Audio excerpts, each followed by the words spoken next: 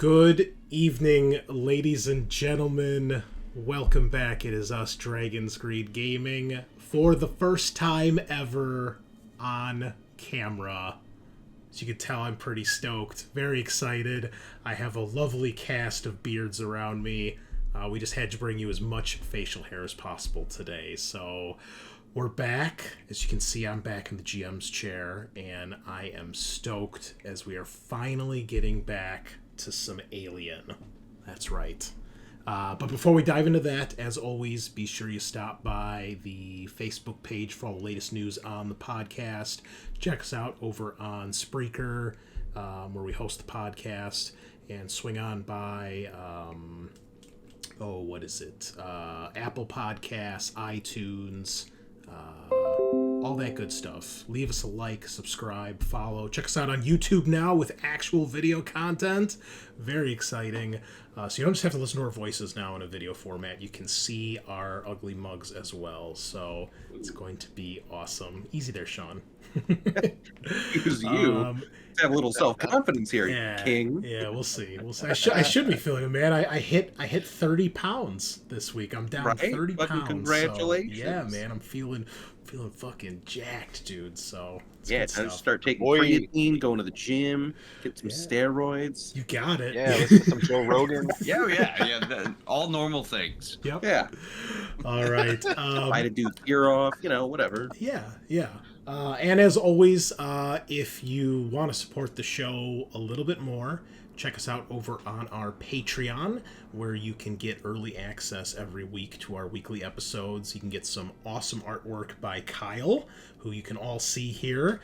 He actually did the artwork that you see here on OBS on our video. He did our alien hive background and our little alien tail frame picture things. So he does a piece of artwork every month, usually an NPC or a character from all of our games, so something you can use throughout your own RPGs.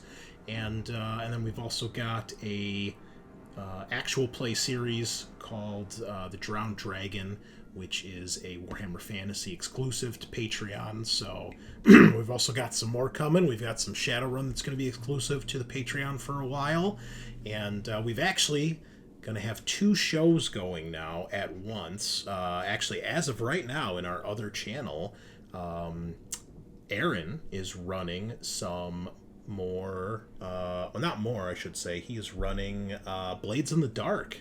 So we're going to have 2 shows going on at once for a little while. Hopefully forever, but we'll see. We just have to have GMs for that. But Aaron and Adam have both really been helping out a lot with that. So he has got another group going. So if you want to hear some more awesome RPG goodness, check that out as well. Pretty much be releasing concurrently with Aliens. So... and to all of our patrons, thank you so much. We appreciate it. You guys really help out, and hopefully you're going to see more stuff like this, and it's because of you guys in particular that we're able to do some of this. So hopefully, after we get this figured out, maybe we'll do some streaming, and then maybe we'll get some Warhammer battle reports going. That's the next thing in my plan of global domination of all things gaming. So... but we're going to start here, baby steps. So we've been talking about this for almost a year. I told you folks it would happen. Despite all the craziness going on in real life, it's finally happening. So I'm very excited. So anywho, enough of that. Let's go through here and do our quick introductions. Tell us who you are, who you're playing, and if there's anything else you guys want to tell the listeners really quick, and then we will dive right in. So, Sean, Mr. Reliable himself in the flesh, he is back. How's it going? Hello, it's me. Yeah, it's going well. It's Saturday, sitting down with some homies to finally play some Alien again. I'm ready to panic and get my character killed at some point, so super excited for that. I'm playing Professor Berger Hedenstrom. All right. He's a PhD in something. And he's 38 years old, which I think is one of the younger characters we were talking about. Yeah, we got an older group here tonight, so... Yeah. All right. Not boding well for the survival if all your characters are old. Wonderful. All right, and joining us once again, all the way from the Neon Swamp. You've seen him a lot in Videoland, but now you're going to see him here on our show as well in the flesh. Scaarr, welcome back, my fellow GM.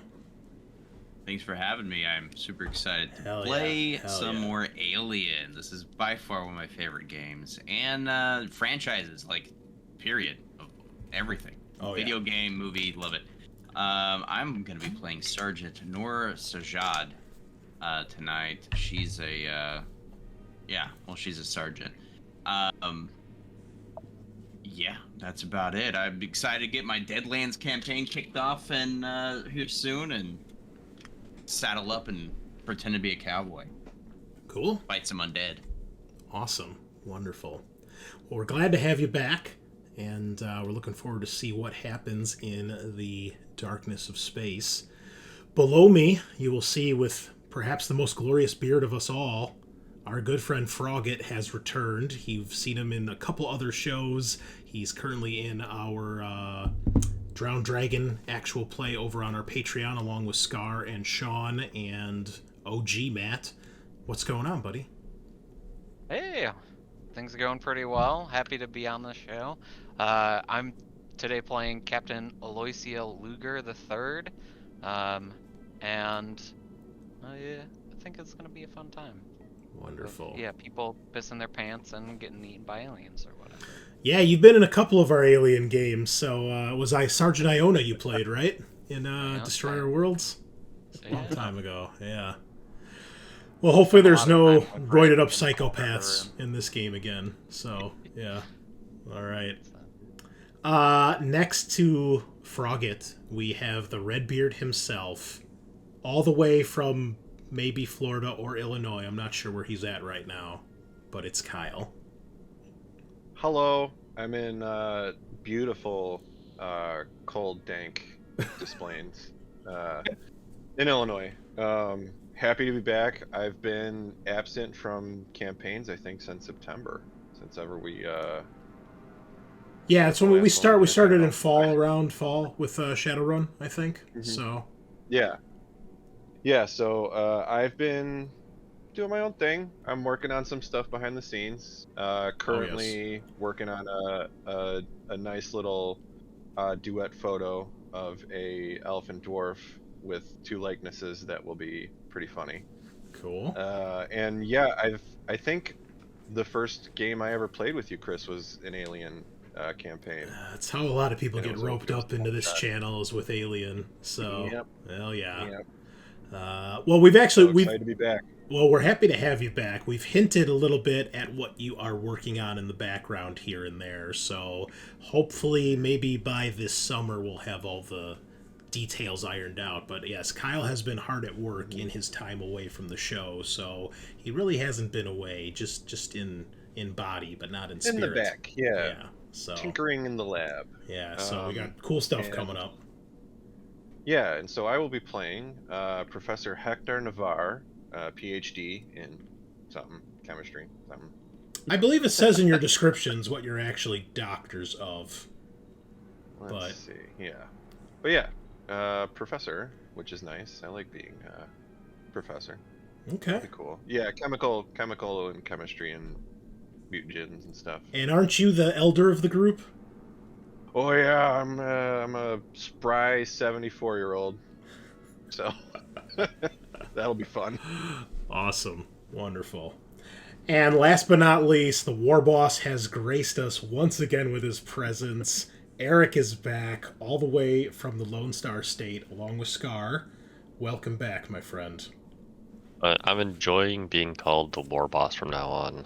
I I think think I'm going to take that with me. Yeah. it's fitting, Fuck right? yeah. Yeah. Prestige.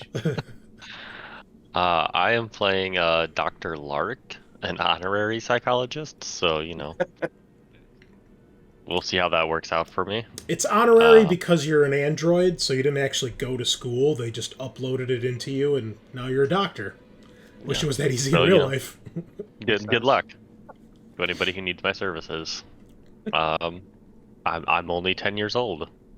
I look 40 though. Damn. So. Harsh. Yeah, I know. Those Android lives are rough. It is. It is. Cool. And as always, I am your host, the Great Unclean One. I'm back in the Game Mother's chair tonight, and I will be running us through the long-awaited return to the Draconis Strain trilogy. We are finishing that off with Part 3, The Heart of Darkness. So listeners and viewers, I have yet to run this for a group. I have listened to the show by Garblag Games. If you guys haven't, they're one of my favorites. Go check them out.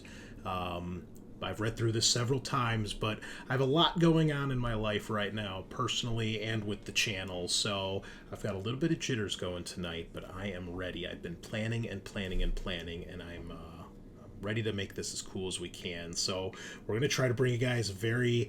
as usual with Alien, try to keep it serious, try to keep it scary and spooky and creepy, and yeah, just lean into that sci-fi terror that we love from this game. So, gentlemen, are you ready?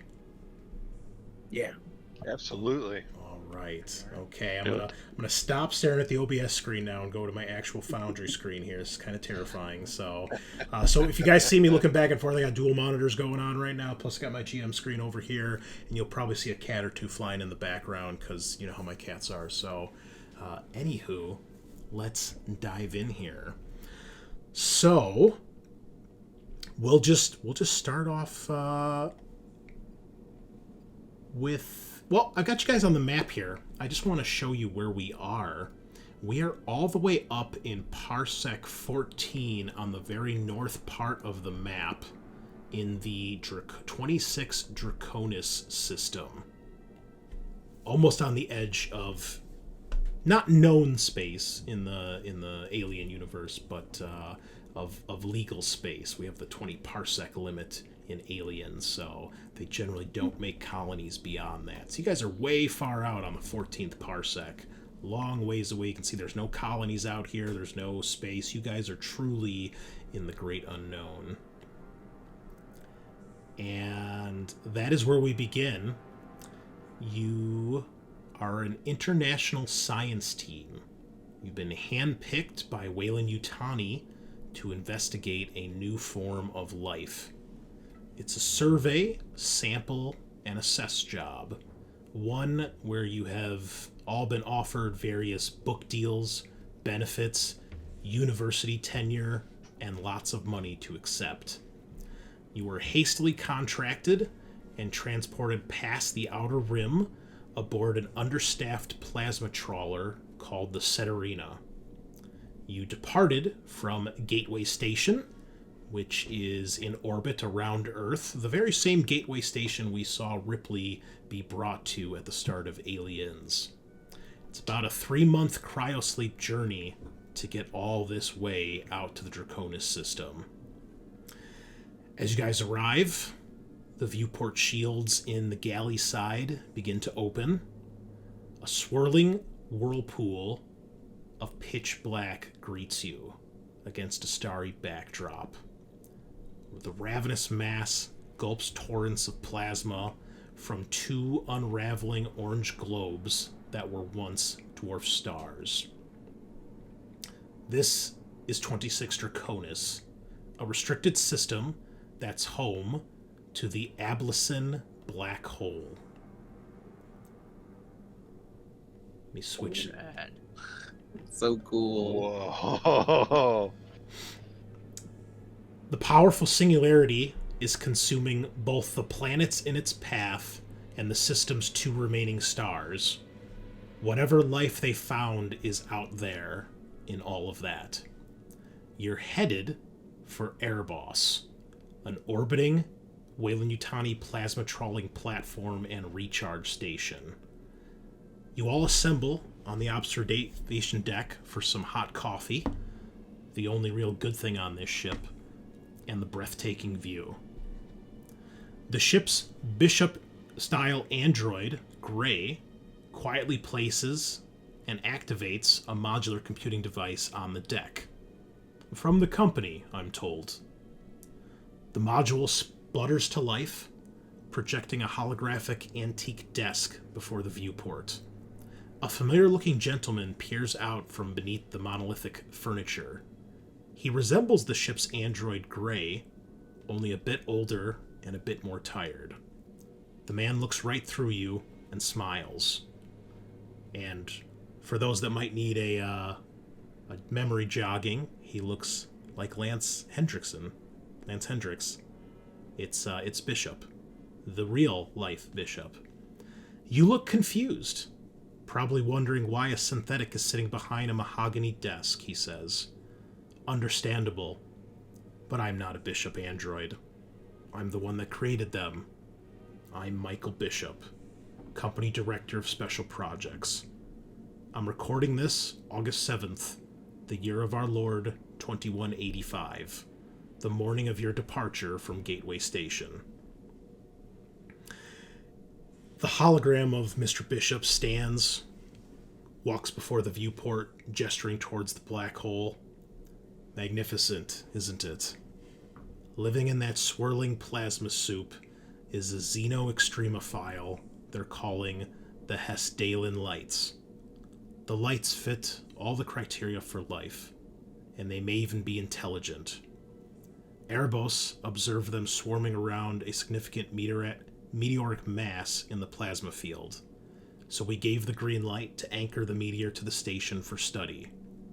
Erebus' science officer, and he looks down at like a chart or maybe a pamphlet or something, is named Clark. Clerk. He will brief you more on that when you arrive. Now, couple of safety concerns. First, Erebus is a Weyland-Yutani prison worksite. 99 conscripted convicts. Warden Douglas Stykes and his android officers maintain order. Just don't wander off alone. Second, that black hole puts out an electromagnetic field that can scramble your brain. Like staying awake during FTL, but much worse. If you feel depressed or paranoid, talk to Dr. Lark. If you start feeling anything extreme, report to the station's medical officer, Webb. He's got the meds that you'll need to help. Now, about these lights. How smart are they? Is there a pattern to their flashes? Are they trying to communicate? What exploitable properties do they exhibit? Well, think of all that we can learn from them. I only wish I could be there with you. Good luck. And with that, the hologram stops activating. Gray picks it up off the table, and he kind of turns with the rest of you to stare out the viewport as your ship makes its way towards Erebus Station. Now, you guys are aboard a plasma trawler called the Seterina.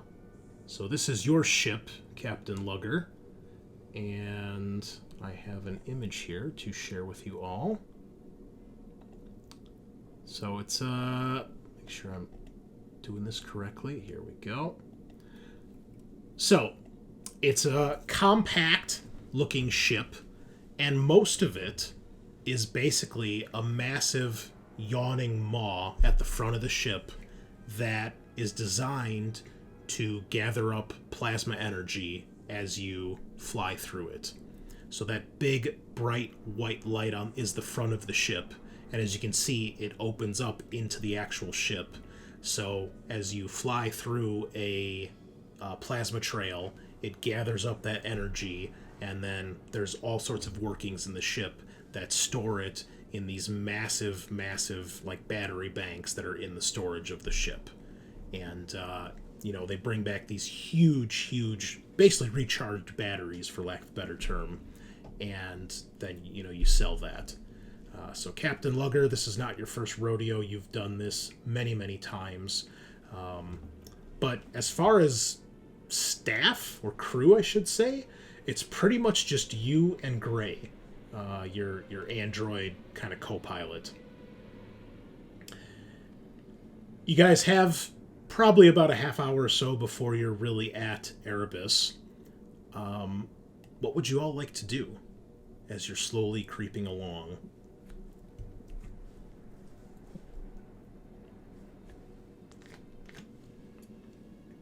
Sergeant Sajaad is gonna make sure she's locked and loaded, make every ammunition accounted for, run through her security checks. Okay. I guess what we should do is kind of go around, and why don't you all tell us, what your character looks like, give us a little bit of a description, tell us what they're doing, as you guys have just gotten out of cryo sleep, and, you've been up for maybe about a half an hour. You've gotten some hydration pills, gotten some coffee, maybe a little bit of food, and then you get this message from the man himself, Michael Bishop. So, yeah, Sajaad, we'll start with you since you started off. So, what are we looking at? Who are we looking at here? And I'll share artwork as you discuss and explain. Did you say Sajaad? Yes. Sorry. Yes. Oh, so Sajaad, she's got kind of a long black hair that's pulled back in a ponytail, but she's military. She's security. She's wearing an ape suit right now, and you can see that she's kind of going through a field strip of her Weyland-Yutani Supernova dual action electrostatic shotgun. Wow. Yeah. She's a bit of a badass, but that's pretty much the main description of her. Always has an ape suit on, always has a gun near her as well. She's keeping an eye on all the scientists on board, most of you guys. And sometimes you see her thumbing through a book when she doesn't have anything else to do, but normally she's running rounds. Okay.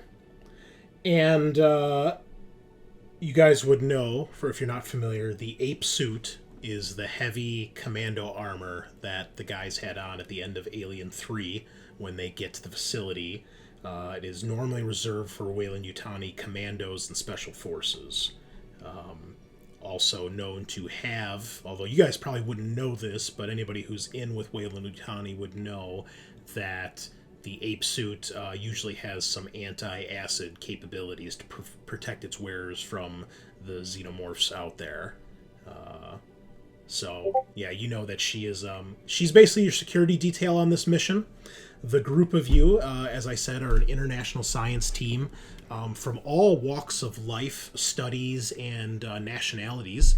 We even have different organizations in the alien universe. I know at least one member of the crew here is from the UPP, and there's one or two of you that are part of the UA.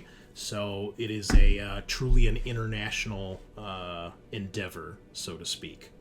So that should kind of give you guys an idea how serious and how big of a deal this is, that they've kind of gotten you from all these different walks of life.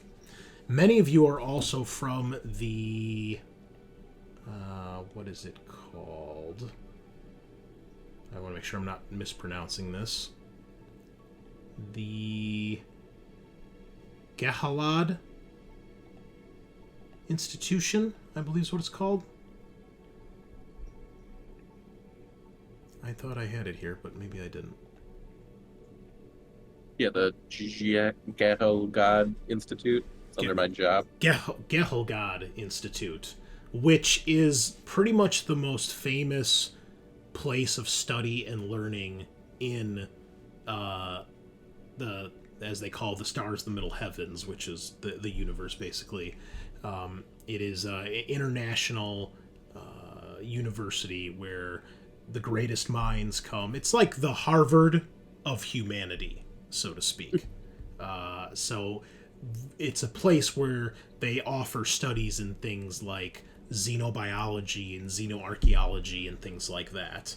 And remember, when I'm using the term xeno, I'm not referring to the xenomorph, but alien life in general. Because obviously, as humanity has spread across the stars, you guys have encountered new forms of life, not necessarily the xenomorph. So it's a big deal. Yeah, it's a big deal. So, okay, our camera then turns, and we see Dr. Lark. Tell us about Dr. Lark. Dr. Lark is a woman with long dark hair. Assume she's kind of dressed in more of a maybe like a doctor, a nicer suitish type. And tries to put people at ease. Again, she's an android, so she doesn't really understand human emotions, she understands the human emotions, but she doesn't feel them herself, but is trying to better understand them. And you all know that Dr. Lark has been assigned as her specialty is in psychology. She's a synthetic psychologist, so she is here to make sure that you guys keep your shit together, considering what Bishop just told you about the black hole's effects on your mind. It all makes a lot more sense why she is here. So the camera then turns over to Professor Navarre. Tell us about the aged professor. Oh. Professor Navarre is quite the older gentleman. Bit of a haggard face, glasses like mine, and nicely short-kept white hair. He is 74. He is a biochemical engineer. And he's kind of a recluse, doesn't really play well with others. He's meant to be in a lab by himself more than in the field. And yeah, he's here to investigate what's going on around this black hole. Okay. You are also accompanied by two other individuals who will currently be in NPC mode. The first is Dr. Tetsu Ajiri, man of Asian descent, I believe Japanese. Now, you know that he is a company agent from Weyland-Yutani, an executive officer. And he has, I believe, been put in charge of this group, so to speak. He seems serious. He's probably in his 60s. Not quite as old as Navarre, but he still looks like he's a bit spry. If everybody will do our first roll of the game here, give you guys a little bit of information. If anybody wants to give me a... Looking at my skills here. Hold on. I would say either manipulation or observation. We'll see if you guys learned anything about him on your way here.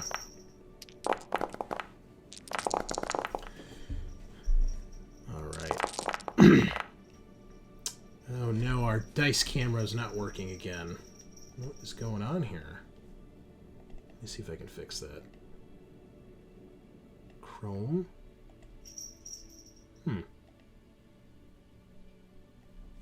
Bizarre. Is that window that you're using for Foundry like its own window, or is it a tab? It's a tab. Try popping it out. Make it its own window. Okay, just a second, folks. Might be why I haven't experienced that. Oh, you know what? I think I see why. Hold on. Let me see if that did it. Oh, yeah, it was getting buried underneath all the artwork I was sharing. It seems to be working now. Okay. But let me know what you guys rolled, because obviously I don't have the dice roller up all the time here. Nothing. I got no successes. Two sixes for Navarre. Okay. I see I got one success. Okay, if you have at least one success, you know that Dr. Ajiri has he's been in charge of other groups and expeditions and things like that. You got two. Was that Kyle? Mm-hmm. Okay. You have perhaps read that in 2183, so 2 years ago, there was an incident that Dr. Ajiri, he was in charge of. And the company cleared him of all wrongdoing. But there was a solar flare from a nearby star that apparently resulted in the death of several people under his supervision. However, you also know that publicly Dr. Ajiri questioned some of Weyland-Yutani's operational safety protocols. And although you don't have any evidence of anything else, you would imagine the company was not too happy about that, especially after they cleared him of having anything to do with it. Mm-hmm. Next, our camera settles on Professor Hedenstrom. Yeah, so Dr. or Professor Hedenstrom is kind of a taller guy, short, slicked back, blonde hair, kind of scrunched eyes, big nose, appears to be Caucasian. He is a little bit obsessive in his mentality and his actions, and he's a xenobiologist from the Gehelgod Institute. Ah, there it is. Wonderful. Okay. And then your other NPC, another member of your science team here, a woman by the name of Colonel Dr. Drabakowski. And as her name might indicate, she is from the UPP. She's an astrophysicist and computer scientist. She's got kind of short-cropped black hair, a little bit like, was it Quara from Tron Legacy? Was that her name? A little bit like Quara. that. Quara, was that it? Quara, yeah. She's wearing a black vest, kind of like vest, sleeveless type of top, and well put together. You guess maybe in her 30s or 40s. And if everybody wants to give me another either observation or whatever else I told you test, see if you guys know anything else about her.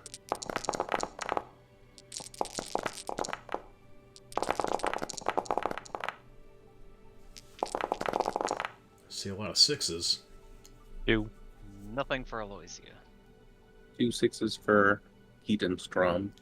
Okay. Single one. Anyone who got 1, or if you're from Gehelgod, you know that she also studied there. So obviously a very talented, smart woman. If you got more than 1 success, you guys know that she was considered somewhat of a child prodigy and was placed in some sort of enhanced accelerated learning program within the UPP. And you have heard, or perhaps read, that this happened at as young as the age of 14. And you know, especially if you were at Gehelgod, so Hedenstrom, you know this, she became a colonel doctor by the age of 25. Which obviously being a doctor at that age is pretty impressive, and being a colonel in the military, that's a pretty high rank too. So very, very talented, smart woman.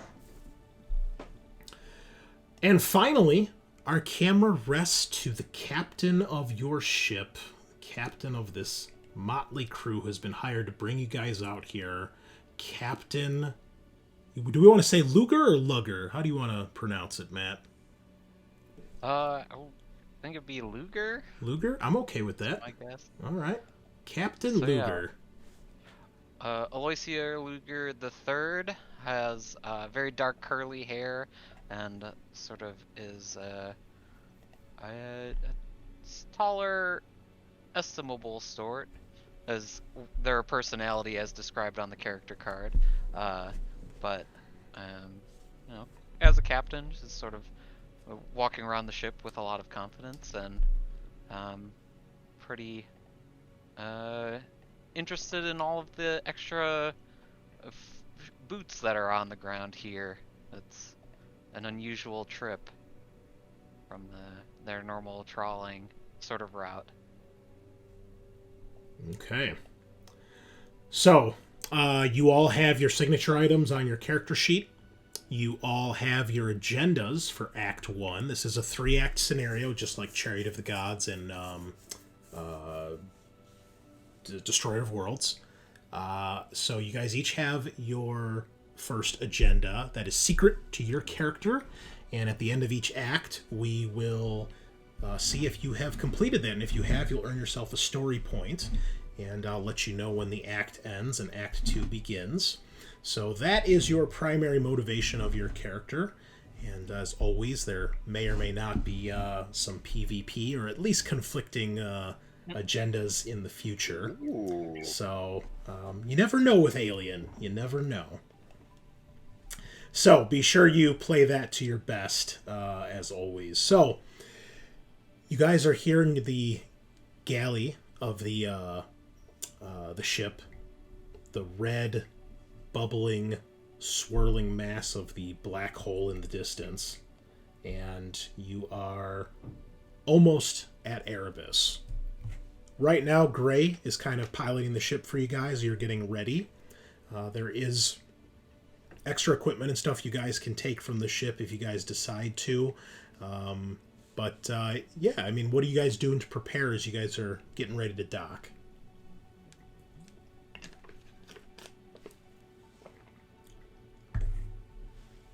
Just being familiar with the ship, Aloysius is gonna just be kind of running around and doing checks on like airlocks and whether or not the various conduits from, you know, the plasma gathering mechanisms are in shape and not going crazy as a result of proximity to the black hole and swirling star particles. No, as a matter of fact, this is actually a great place for you to do some energy gathering, because you know that Erebus Station is basically a space station that can do the same thing that your ship can do. It has these retractable arms, you know, these long devices that come off opposite sides of the station, and they basically get stuck out so that the plasma streams flow over those, and they capture it in a similar manner that your ship does, feeds it to inside the station. It helps provide extra energy, but also stores it in these massive, basically giant batteries, kind of like what your ship is hauling. So when a ship can come out here, they can take those and bring them back, and, you know, it's big precious cargo. So this is a great place for your ship to top off on some of that energy if you haven't already had some. Everything on the ship looks fine right now, Captain Lugar. Lugar. However, you do notice, as you're kind of up in the cockpit with Gray, and he kind of looks over at you with a worried look on his face, you can tell that there is not much activity coming from Erebus Station. It is mostly dark. Mostly. Ominous. Yeah, I think we need some more ominous music than this, like, happy-go-lucky. This is way too... Alright.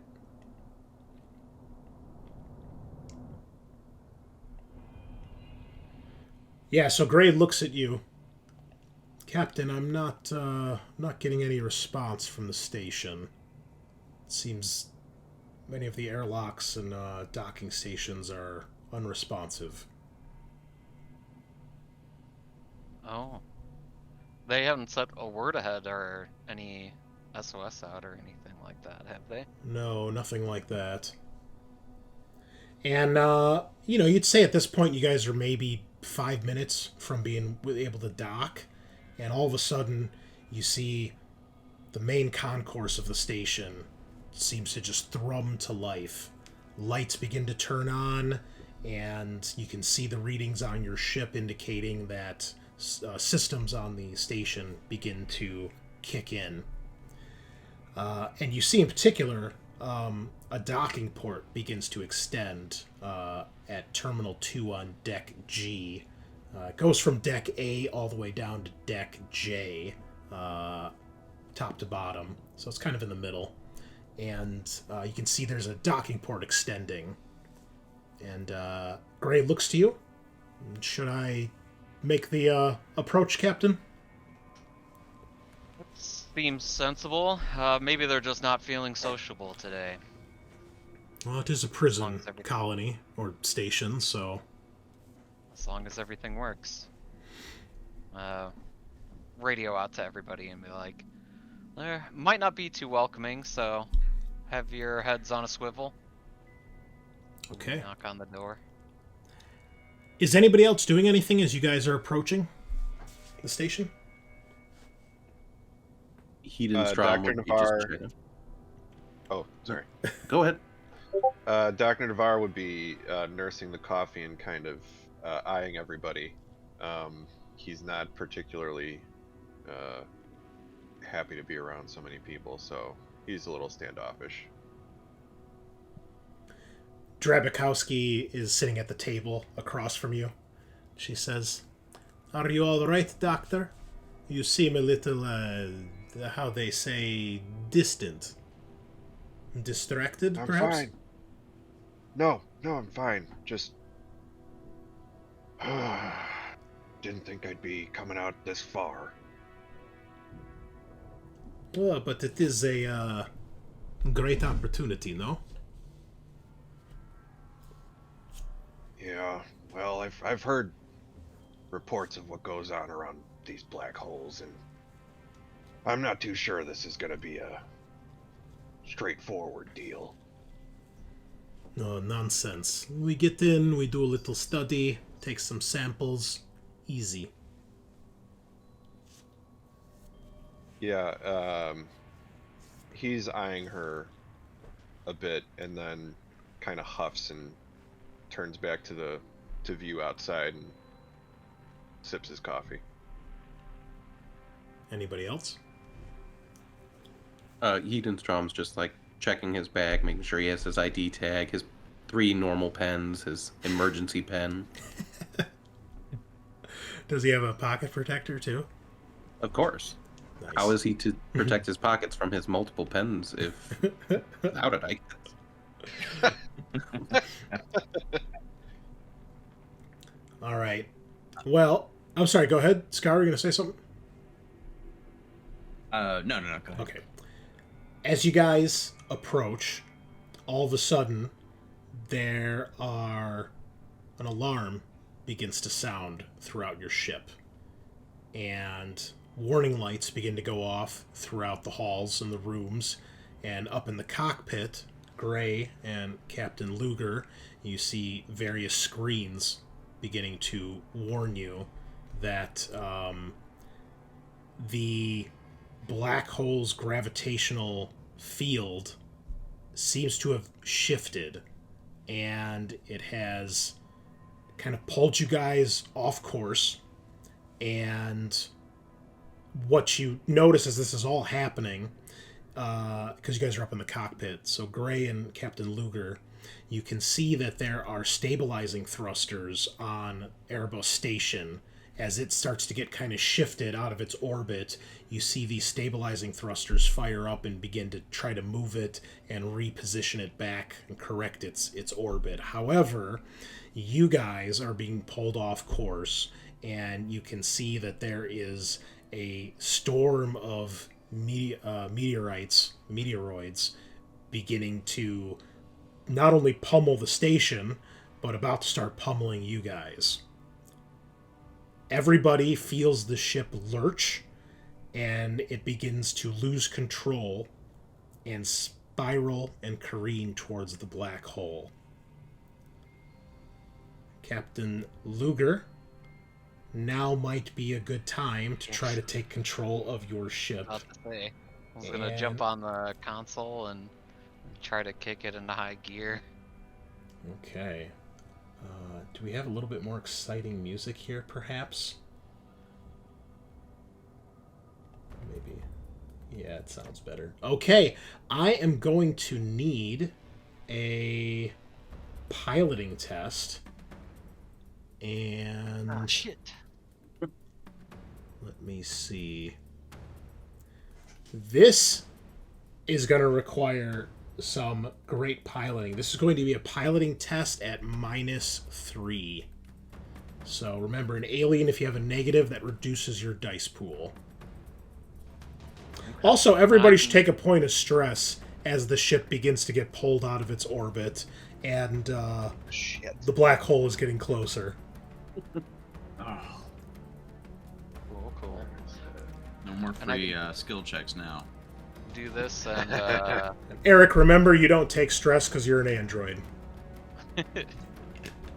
and I could right click, throw the prompt up, and change the base modifier. You say to -2? Is that what he said? -3. 3? Is that on my numbers? Cool. Okay, would you like to push? Ooh. Sure. This seems important. Okay. Hey, I got one. All right. The ship is being pulled. You can hear the metal creaking and groaning under the stress of the gravitational forces. Lugar, you are able to keep the ship from spiraling out of control, but between the stress on the engines and the thrusters, and now there are meteorites smashing past you guys, one of them hits kind of the back end of the ship, and you go crashing towards the station. Please roll me a d6. Actually, a d3. My apologies. d3. Oh, it fixed a window. You can see the silhouettes now. We got a 2. Okay. So... Alright. A 2. Alright.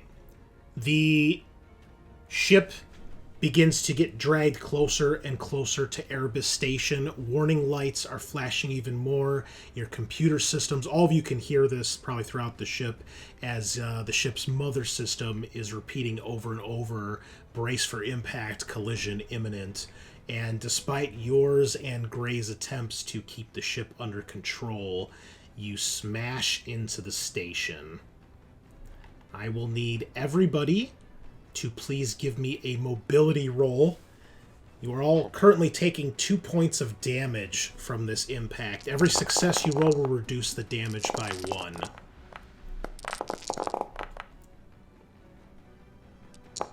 Got 0 successes, but I only have like 3 HP, so I'm gonna push that. You may push it if you so desire. And our first panic of the night from Captain Lugar, but she holds it together. Oh, I have 2 successes. It was a total of 2 damage. Yes. All right. How much was the total damage? 2. You said 2. 2. Yep. I'll take it. All right. Scaarr, you can roll for your armor as well, because I think you are wearing the ape suit right now. So. Yes, you're. Yeah. Hey! Nice, no damage. Okay. Easy. Dr. Lark, how'd you do? I took the damage. Okay. And who else? Dr. Navarre. I'm sorry, Professor Navarre and Captain. Prof. Navarre got 1 success, so I'm gonna leave it there and take 1 damage. Okay. I should roll for the NPCs as well. Just a moment. Fuck. My bones! All right, Drabakowski is going to My hip! push that. Too real, man. Too real. Oh, she takes the 2 damage as well. And then, who else do we have? Dr. Ejiri. Let's see what he can do. Oh, he's good. Okay. So you see Dr. Drabakowski, she gets thrown across the table and she bangs her head hard on the edge of one of the seats. Kind of crashes to the floor. Dr. Jiri, however, is okay. He manages to brace himself between some, one of the doors, and he doesn't really hit anything too hard. But you guys smash into the side of the station. The shrieking of metal is audible throughout. The ship heats up. You guys can feel the temperature rise a little bit as you guys are smashing through. Up in the viewport, in the cockpit, you guys see smoke and debris, and eventually the ship comes to a screeching halt. And you can tell that the ship is definitely wedged into the station. When you look all around you, either on the monitors, Captain Lugar, or just out the viewport, you can tell that you're just surrounded by twisted metal. See what I did there? Nice. Nice. His remake. Hell yeah. So, you're not sure exactly where you've landed. I mean, you don't know the layout of the station. Well, you might, Lugar, but you're not sure exactly where you've crashed. Looked like it was maybe somewhere towards the center of the station, where it's a bit thicker, so you didn't just go right through it and come out the other side. But you have definitely been wedged into this structure, so to speak. What do you guys do? Ooh. Madness. I guess I'll scramble out of the cockpit and like complaining about how the gravity around the station has gone berserk. Try to get people into like spacesuits and things like that, so we can try to either like spacewalk or bridge over to the station as needed. Okay. Well, the Ceterina has, I believe, 6 compression suits. Yes. So, there is a bit of gear you have on board your ship. You do have 4 power loaders down in the cargo. You have 4 of the harpoon grappling guns. You have 3 of the bolt guns. Not Space Marine bolt guns. Okay, don't get too excited. It's the bolt gun that puts an actual bolt in a wall. It's a tool. You have 4 sets of electronic tools and 4 med kits. 3 maintenance jacks and 3 cutting torches. 8 rebreather masks, which are just separate masks you put on that have a limited supply of air. You have 6 Rexium pistols with a reload each. And you have 6 Eco-2 All-World Systems hostile environment suits. Which presumably would be for all the human people, and that would leave the android without one. Although, depending where you go, you don't want the android floating out in space, for example, because she will still be damaged by the vacuum of space. So, up to you guys to decide how you want to do. Scaarr, is the ape suit, is that sealed? I don't believe so offhand. Let me double check. Yeah, I don't think it is. You should be able to check it. I'm immune to vacuum. Oh, you are? Yep. Oh. You must be a special type of android then. Man, they build them real nice these days. Right? Well, it cannot protect you from the vacuum of space. Okay. All right then. Uh-oh. You all should have access to our items tab. Do you guys have access to the gear folder? Yep. Yes. Should be under armor. Yep. Spacesuits. And it is Eco All-World... Wait, is that it? Hold on. Eco All-World Systems Hostile Environment Suit. Hold on, this might be unique to this scenario. Let me check. Do you have a separate folder that just says Alien RPG Armor? It's a red folder. I don't think so. No. That's not under gear, you mean? Yeah, we have just armor. Okay, let me see if I can give you guys access to this. In the gears folder, I have armor, equipment, and weapons. No, it should be a separate armor Yes. folder. They don't do a great job of organizing this. That's one thing I will say. How about now? Yes. Yes. Okay, so it's the Eco 2. That is the one that you guys have access to. So everybody may put one of those. They're actually quite high tech. They have an armor rating of 8 and a max armor supply of 3. They are very heavy though. They are encumbrance 3. They have a built-in comm unit, reinforced shell designed for high-pressure environments.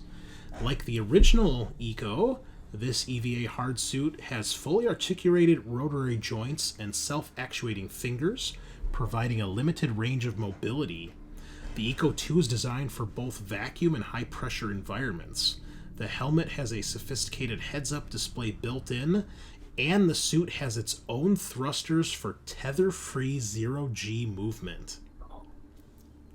Nice. At When you say high, a nice cheap $20,000 a suit. Oh, wow. Yeah, they're pretty good. Make sure not to damage this. say it's designed for high pressure environments. Does that mean it's black hole proof? You can try. Well, only one way to find out. The airlock's right down the hall.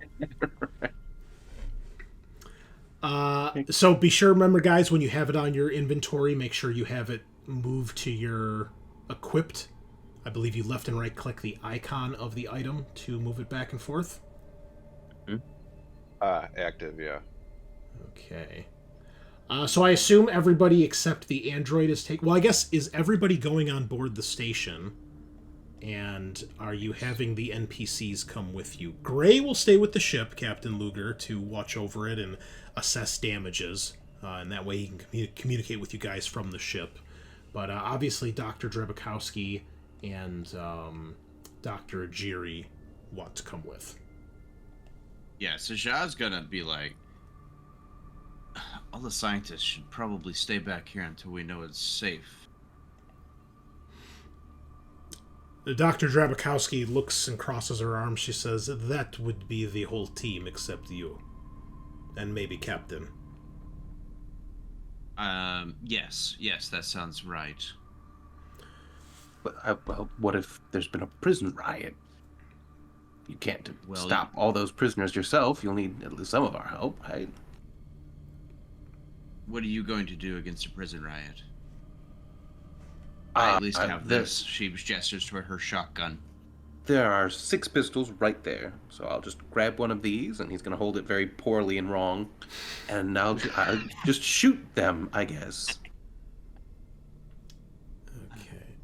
Now, let me see if this is in the correct gear. Weapons. Ranged? Pistol? Look at how well I organized this. Fine. There it If is. you insist on going as your security detail, at least just listen to what I say when we're over there. My job is to keep you all alive. Of course, yes. Of course, of course. Alright, I'm going to give the NPCs that gear. So it is the Wrexham RXF pistol. You guys can all take one of those. Ooh, free guns, yeah. Is this America? This is great. Well, there's 6. You actually see that Drebakowski, she does not take one. You see she has her own pistol that she checks. You can see she's bleeding a bit from her head where she took the hit. She looks a little unsteady on her feet, although you can tell she's trying to not, not show that. Yes, I will look at the crew and say, aren't most of you doctors? Could you take a look at this poor woman? Yes, who has medical aid? I do. I guess I do. Yeah, I Navarre would fucking empathy. Navarre would throw up his hands and just say, I'm a chemical engineer, and he would go for one of the pistols. Okay. Give me that medical aid roll, please. There's a med kit on board we can use? There are 4 med kits you can take, and I believe they give you +2. It's been a while. Okay. Personal med kit is +2 to a medical aid roll, but it's one use only. I did not use the med kit, so I'm just going. Okay. Yep, 1 success. All right. So you start to patch her up a bit. I mean, remember, in this game, if we do rules as written, you basically heal 1 health every turn, which is about 15 minutes or so. But we'll use the med kit or just the healing in general to do that as well. Normally use healing just to get somebody from dying, but obviously to patch her up. So yeah, you patch her up, you stop the bleeding. You see she grimaces a bit when you try to deal with the wound, but she seems like she's pretty tough, and she doesn't complain or anything. Nice. Great. Good job. Sorry, Chris, just to clarify, which of the pistols is available? The Wrexham. Wrexham, okay. Yep, Thanks. it has one reload.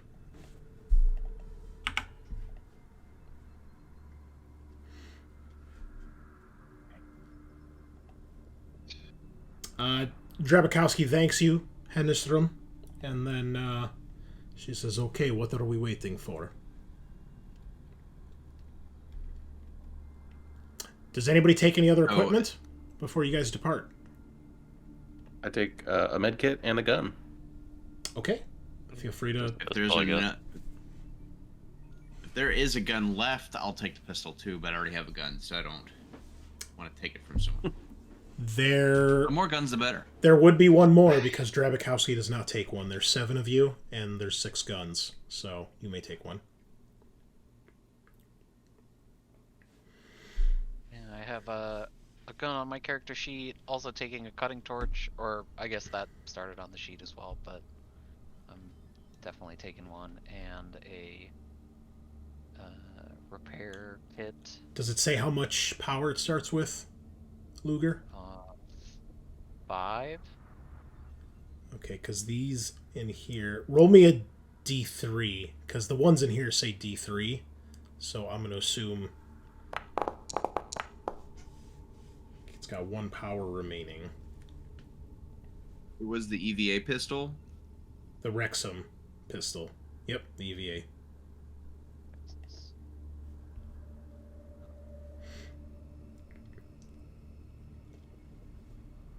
Do we have kind of pick of the litter of gear on the ship? I mean, unless the captain stops you, I would assume, you guys can grab what you'd like. Yeah. Any hand grenades on the ship, Captain? Kidding. Not conventionally speaking, no. There's 4... I'll go over it one more time. There's 4 of the grappling harpoon guns, 3 bolt guns, 4 electric tools, and 4 med kits, 3 maintenance jacks, 3 cutting torches, 6 pistols, 6 suits, and 8 rebreather masks. Oh yeah, definitely grabbing a maintenance jack and a cutting torch. Okay, they are in various folders. It all should be in that gear tab. That's all basic stuff. Let's take a rebreather in case. Yeah. For some reason, that seems like my. Yeah, I guess it's like if the suit fails. There's 8 of them, so we might as well take one. Like, Yeah, everybody Yeah, take a we've gone toxic rebreather. here. I have an apes. My ape suit can serve that purpose because that's getting thrown right back on when we're not spacewalking. Yeah, I'm taking a jack as well. Take the harpoon. I'll take a cutting torch and a rebreather. Wait, let's make sure I can. Oh, All right. Well, I'll tell you what. We're at our halfway point. Sorry, listeners. We started later tonight because I was getting everything set up for OBS, so we won't have to deal with that, hopefully, in the future. So, guys, we'll take our usual break here. Grab yourself some Dr. Pepper. Grab yourself some gear. And if anybody can find where the rebreather is in the game, let me know so I can put it on the NPCs. And on your alien RPG armor. Armor. Oh, it's armor. Okay. It's the alien RPG armor, separate one. The one you gave us. rebreather mask. You know what? I bet this is all unique stuff to this this particular thing, I bet. That would be my guess. Man, Dr. Ejiri is already overloaded because his strength is so low. Actually, so am I. I'm Just- encumbered. Just putting the suit on We're made him going in encumbered. 0G, right? Yeah. Easy. I won't be feeling any of this weight. Anyway, what does encumbered make happen? Maybe I shouldn't take an entire army worth of maintenance equipment. I'll double check that. I believe you cannot do run actions, but I'll double check. So we'll be back, listeners, We'll see you in a few minutes. We're encumbered because the frickin' Eco 2 is super heavy, and we're gonna be probably taking that off as soon as we get. It is super legit though. Yeah, I mean 8 armor when I'm just a fucking naked science researcher with 3 HP sounds really good. Yeah. But he has no idea xenomorphs are gonna come and rip him to shreds, so he'll take that off immediately. Yeah, I'm such an idiot. I just realized the picture we're looking at is the what is it? The deacon. I don't want to say it while we're recording, but it's like is totally the deacon, one of the deacon xenomorphs. Yeah, you got the jaws there. Yeah, I don't know cool. what that means, but I do see the jaws for sure. It's like, oh, this is Yeah. straight up like anglerfish nebula. Just need to get That's this sick. image because that's just such a cool image. I'm gonna make that a phone screen or some shit. Oh yeah. Yeah. Alright, see you in a bit, boys. Yep, BRB.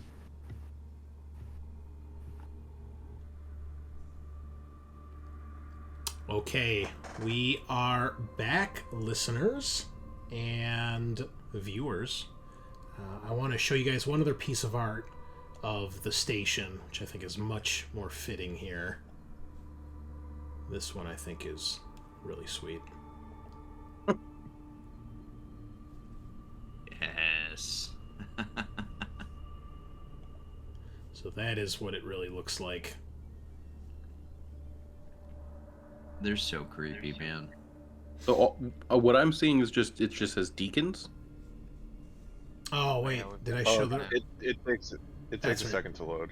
No, you know what? I think it was the wrong thing. Hold on. Oh, close it. Close it. Oh, the deacons have already been shown by the cover art. No, this is what I meant to show. Here we go. Oh, That okay. is so cool. Oh god. Fuck. That's, yeah. Can you Dude, imagine yes. seeing that? in that real is life? that Like, is wow. more of what you guys are really seeing as you've gotten to the station here with the black hole. That's something You special. scientists you're crazy, dude. No, you're crazy for coming here. Y'all knew what this was. Yeah. Yeah, that's why Navarre is so dodgy. He's just keeps looking outside. Going, I Fuck signed this." on for this, but now that I'm looking at it, this is way worse than I thought, boys. You know, I was hoping I would have a bottle of Dr. Pepper, but tonight it's just a plastic bottle because fucking Jewel didn't have glass bottles. It's bullshit.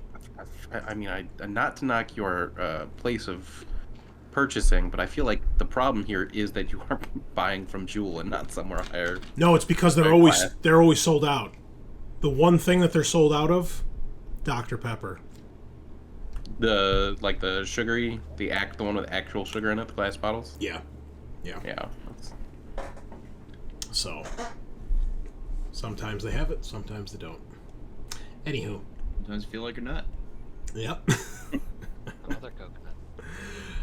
Okay. We return back to Erebus Station. You guys have suited up. You've grabbed a bunch of various gear and are preparing to depart the ship and step onto the station. As you guys are getting ready, Kick out the door. I wanted to ask with the encumbrance thing. That Yes. was we can't run is the main thing if you're like in the middle zone of just over half your encumbrance. so if the line is flashing red on your character sheet, that means you're encumbered. And if you are encumbered, the rules are that you cannot run while you are in combat. If you do, you have to make a mobility test, and if you fail, you have to either not move or drop stuff so that you are no longer encumbered. Your choice. And if I were to get in, say, a power loader, does that change how encumbrance works? No, because keep in mind when you're in the power loader, it's We really can't run in the power loader. you can't be in a full suit when you're in a power loader. I mean, remember Ripley could barely That's get in the right. thing, and she, just in her regular outfit. So considering you guys have like state of the art, pretty heavy, bulky suits, there's no way you'd actually be able to like strap in and like get the roll cage down. And you know, it'd probably be hard to control the joysticks, even though you do have like the actuated fingers. You got these big gloves, so it's probably hard to use those things. Okay. We'll come back to power loaders then, I guess. Plus, you'd have to get them out of the cargo bay, and you're not sure exactly how the ship is positioned right now as it's crashed into the station. So, but what I was going to say is Gray, he does, you know, he has contact with you guys over the comms. You guys all have comm units. You can speak to each other and such. He tells you, he says, Captain, it seems that the area outside the ship is, there's no gravity, no pressure. I think this part of the station probably completely vented to space at this point. He says, I'll keep running diagnostics and see what else I can find out. Let's see what state the ship is in. But I think we're pretty much wedged here for now. Thanks for the update. We'll see what we can do on the, I guess, top side.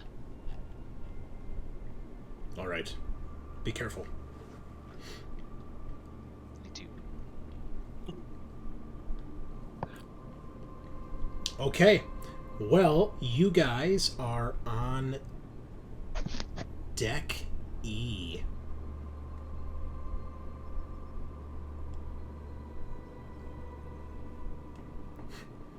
And before anybody says it, can you see the map? Yes. Okay. Yes. One motherfucker tells me they're staring at a black screen. So, you guys have crashed into the station, and you are currently located. I'm gonna put some tokens out for you guys. Now, remember, don't worry about the scale of the maps to the tokens. They might be big or tiny. So I'll just put you guys on the map so you guys can at least have places to move. Make sure everybody can move their token once it's on the board.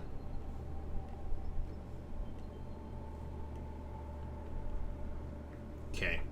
You guys have crashed into the station here. Basically, so the ship takes up, you know, a huge chunk of this. But when you guys get out, you're in this opening. Or that hallway, whatever you want to call it. And as you guys are getting out, I see a lot of encumbered people. Look at all those red triangles. As you guys step out, you can tell the readings from your suits indicate no pressure, no gravity, no oxygen, and you're getting hints. Not hints, actually, now that I'm looking at it. Whatever suits you have, they probably have something that can... let me just see what they are capable of doing here. Whoops! I did not mean to do that. Sorry. There's a lot of dice. Because I smashed the button multiple times. Yeah, that's me on one of them. Two of them. I was trying to open up the description of this armor. Yeah. You have to do it from the... You can't do it from your character sheet, I don't think. Oh, actually, you can. And I hit the little edit button. That's right. instead. That's right. I was checking to see... Yeah, heads-up display. Okay. So, this is probably Gray routing this stuff to your guys' systems, your heads-up displays on your suits. But he says, Captain, be warned. I'm picking up extreme radiation signals from this entire deck. Not sure what's causing it, but I would not stay here for long. That's all I need to hear. I see a door down down here. Yes. He's trying to get you guys deck schematics as well, which he probably could for this this particular deck. So we can assume you guys have this this map. Not only gravity is going crazy, but also radiation. Wild West out here. And as you guys step out, you Thing can I see need is the my sight from the inside out. So let's move. you guys can see the set arena is completely wedged into the station, basically like it's plugging a hole. But you can see there's metal and shrapnel twisted around it, and it's going to take some serious work to try to get it loose. Assuming it can even, still function, which it seems like it can, but he's running diagnostics to get you that information. Okay. So we should start making our way off this floor, is what it sounds like. Probably. Okay. I'm gonna approach the door down here to the south. Yeah. And examine it. But what do I need to do to open this sucker? It looks like there's still faint power, but as you make your way through, you guys are just kind of floating around because there's no gravity, but you got the suit thrusters, and you guys maybe explore a room or two or one of these hallways, and this entire floor appears to be just completely annihilated. There's more damage throughout here that was not caused by your ship, but it was definitely caused by something big and heavy. You're guessing from the outside of the station. Perhaps even some of those meteorites that were showering by. Can I walk with no gravity? Or am I like swimming? Yeah, that's Or do I need to put on a suit? that's a great question. You can hang on to my ankle. Where does it say that you're immune to vacuum? Under conditions? Oh, okay. On That's my- right. Yeah. You just got to do Dead Space style, like, jumps off of every surface. I don't know, that seems weird to me because like you're out in you're in grappling hook. you're in the cold of space, right? Like it's I kind of envision it like Terminator. Like you still kind of have like somewhat fleshy bits on the outside. Like I think if fucking Bishop was just floating through space, I don't think that'd be good long term. So, but you do have the grappling hook. So I don't think you're completely immune. I don't know if I would agree with that, Eric, but I'll say that you are highly resistant. But you don't want to be out here for very long. So I would say, if you spend more than a turn, which is like 5 to 15 minutes in the vacuum of space, I'm going to say you're probably going to start having to resist taking damage. Okay. So if that's the case, I would probably put on one of those suits with everybody else. There's only 6. And there are 7 of you. Unless you'd like one of the NPCs to stay behind. What did Oh, okay. Everybody went with? Yeah, unless you want one of the doctors to stay behind, they certainly can.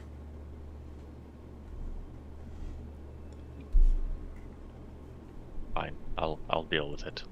I mean, it's... Okay, we'll it's get up you to out of guys. there real quick. Yeah, I guess if we're just sprinting through the level, everything's kind of torn out. Is there a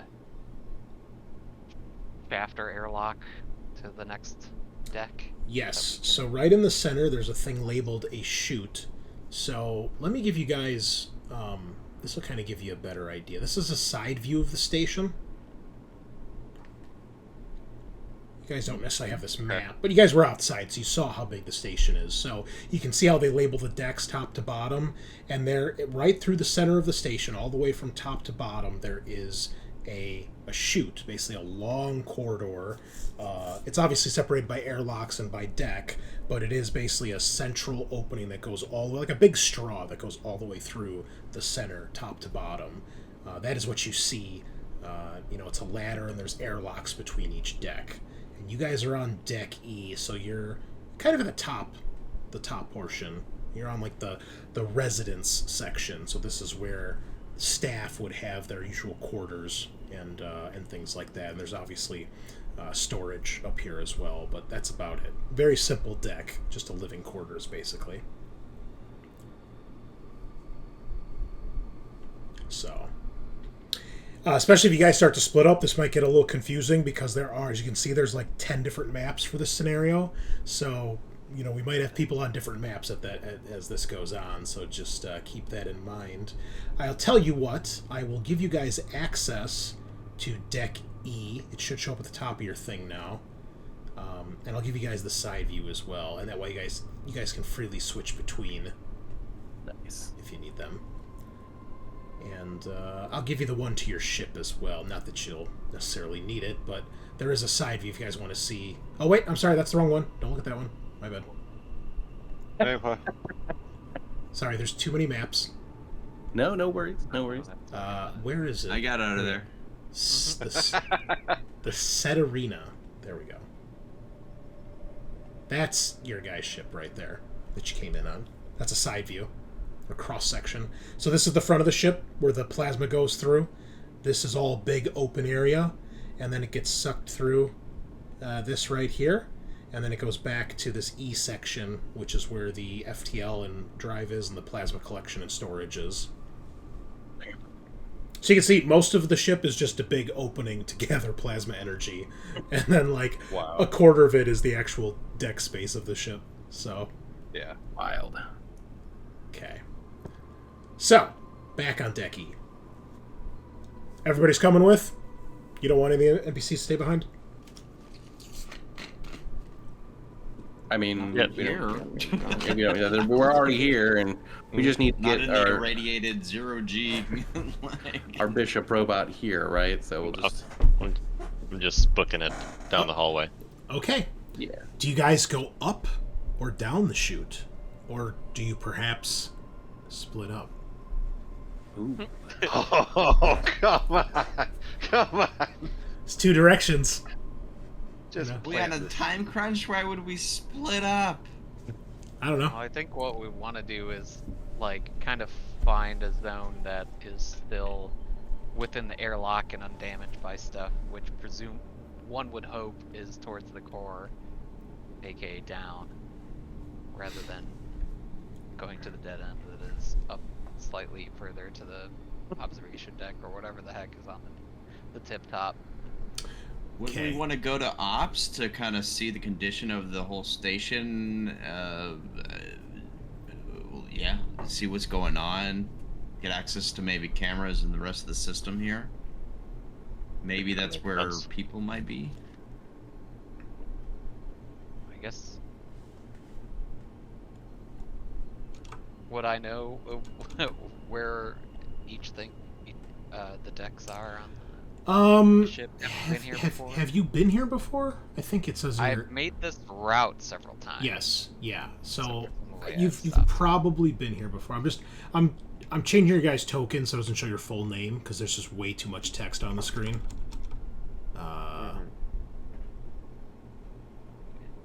And this way you guys should be able to hover over each person's token eventually once I get these fixed. Okay. Yeah, I think you would, Captain. You would know Ops is up on Deck B. I'm changing my recommendation. I agree. We should go up. Check out operations on Deck B. Sick. Okay. Alright. I will need everybody to please give me a mobility test. Well, This is simply everybody. It's not difficult. Well, it might be difficult for Lark since she doesn't have a suit. So everybody except Lark, you guys will get this at a +1. Lark, if you want to use the grappling gun, if you took one, you may. Otherwise, this will be a little bit more difficult for you. This is to see how quickly you guys navigate this area.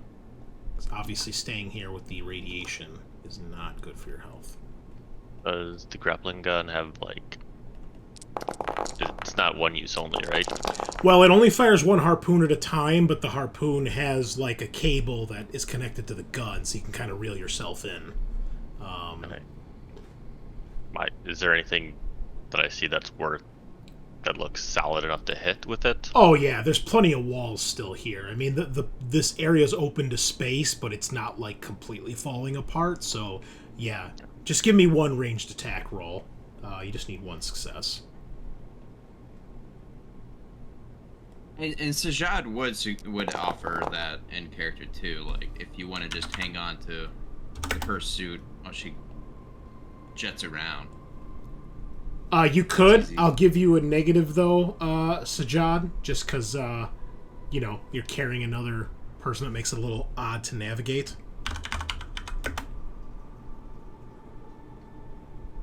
Yeah, my grappling gun missed.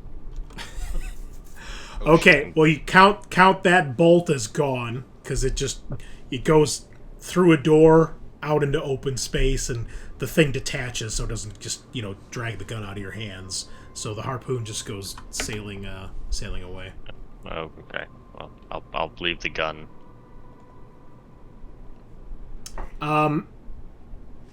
Yeah, but you can go with Sajaad. You can just hang on to her. So I won't make you roll again. We've already done that. Okay. Oops. Did anybody fail that roll? I got 2 dice, but I pushed and it resulted in a panic, but I'm okay. I'm keeping it together. I got 2 successes and also keeping it together on a panic. Okay, so no one failed? You just needed one success, correct? Yeah. Yeah. Then. Okay. Then everybody will simply take 1 point of rad damage. It's radiation. So you mark that off on your character sheet, and the way this works is if you keep taking more rad damage, it can be bad for your health. But as long as you don't stay in rad-covered areas, then you're fine. But if you basically every time you gain rad damage, you roll for every point of rad that you have. And if you roll a 6, you take a point of actual damage to your health. It's kind of lingering on you. And there is a small chance that radiation damage could become permanent and basically reduce your max health by 1. So you definitely want to avoid it if at all possible. In this area, because radiation comes in different intensities, this was extreme, which is as bad as it gets. So, unfortunately, you guys are still exposed. But you weren't exposed more, so you don't have to take more than one thing. Let me roll for our NPCs as well. Ooh, uh-oh. Ajiri keeps it together. Whew. And Colonel Dr. Drabakowski, with her mobility as well, crushes it with 1 success. Atta girl. Alright. Ooh, she takes a point of health damage. Let me make sure I'm doing this right. Luckily, I have my tabbed, beat up, very first Alien book I ever got. Actually, this is the only RPG where I've bought in 2 of the core book, just so I have a nice one on my shelf. Because this one is falling apart. Okay, when you are exposed to radiation, you gain rad points that accumulate in your body. Oh, so my mistake. I was mistaken. So depending on the level of radiation determines the time frame that you gain these in. Extreme radiation, you gain 1 rad per round. And a round is 5 to 10 seconds. So yeah, I guess making you guys take a mobility test here was a good idea. Yeah, you guys are only 1 room away from here, so we'll just say 1 success to get there. So yeah, you're all real lucky. But basically, you get it as soon as you come out. So every time you gain a rad point, you roll a number of dice equal to your current total of accumulated rad. For every 6 you roll, you take a point of damage. And after you leave an irradiated area, you heal 1 rad per shift. That's the long one. That's the 5 to 6 hours, or I'm sorry, 5 to 10 hours. So probably be on you for most of this adventure. However, every time you are about to heal rad, you roll a stress dice, and if you roll a face hugger, the rad becomes permanent, and your health is permanently reduced by 1, basically. So probably won't matter. What rad health? Your max health. So like, as long as if you have 1 point of it on you, then like your health is always at 1 damage. However, I think I have a kit that helps me against this stuff. okay. Well, regardless, you guys make it out, and unfortunately, Drabakowski's not looking too good. You can tell she's slowing down as you guys make your way into this chute. And where are we going? What deck? Going up towards ops, right? Sounds like a good plan. Okay. Just straight up, are you stopping at any of the decks to check anything out, or just going straight up the chute? You don't have to stop. Basically, each deck has a separate area. The chute is separated by doors, so you don't have to get out. You just go straight up through each level. Then we can come back, I guess, if we want to stop at any of the other spots, but like observation's good first. Okay. Yeah. Well, you go past D deck, which is reception and sciences. That's right above you. After that, you make your way up to the health and wellness center, which is where like life support and hydroponics would be. Eventually, you make it up to ops. Let me just make sure.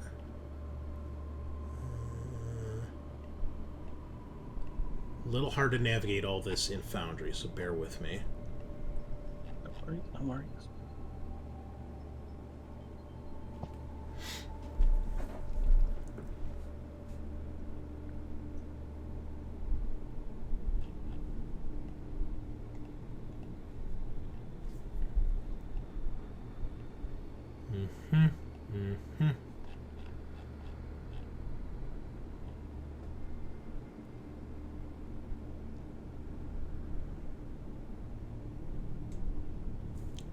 Feel free to discuss while I look some things up here real quick. Well, I think hopefully we can like pop in to see I don't know what Mother and like any ship's logs or station readings are on the operations deck. Obviously, with the fiasco, that was the landing, and whatever has happened to the station beforehand, we'll need as much information as humanly possible to be able to approach this.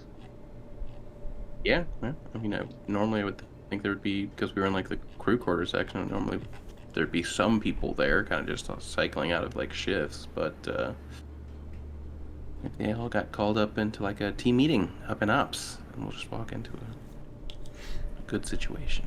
Fingers crossed, right? All right. Would one of you, I assume either Captain or Sajaad is leading the group, so whoever's out in front, please roll me a d6. Sure.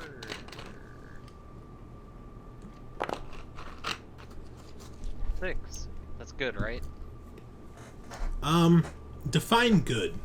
Ah, damn it. Good for content. Oh, okay. You got it.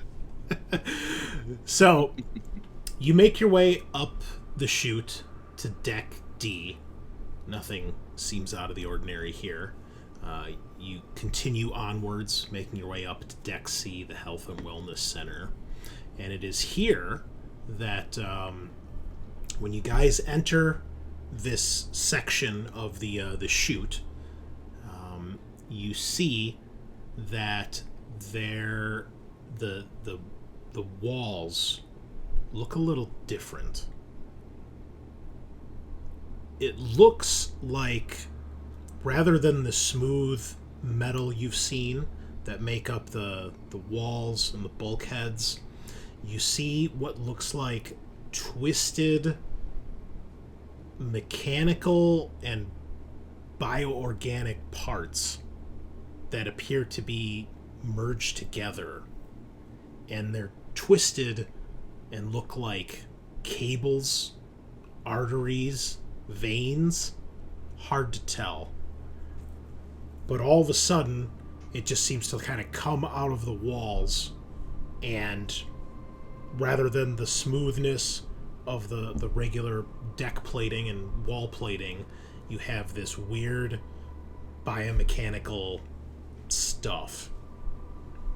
It still looks metallic, but parts of it look organic, dark, kind of blackish.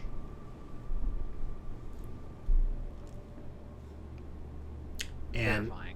you see Is this how it's supposed to look? the side of these walls, there are these, for lack of a better term, polyps. These fleshy looking polyps that are all over the place. Everybody's stress goes up by 1 when you see this, because it is fucking weird. Understandable. We'll sort of try to stop everybody so we can regroup before going too far into it. And I guess I have some questions. One, did we say earlier that we sort of have like a Geiger counter for radiation exposure? Does anybody have a CBRN kit? I have one of those. There you go. Yeah, otherwise it was Lark telling you that, but if you had one, then yours would have went off as soon as you guys left the ship, or got off the ship. Okay. Has that like dampened at all since our? Oh yes, tremendously. You got it seems like more or less regular readings in this area. But still Alright. 0G. I believe the entire chute is 0G to make getting through the station faster, if I recall. Oh yeah, there are no lifts on Airbus Station. Many airlocks and junctions with ladders throughout, but the most vertical transportation route is through centralized zero-gravity chute. Yep. There's an airlock basically every 20 meters in the chute. Does my HUD, is it advanced enough to tell if there's air in here or not?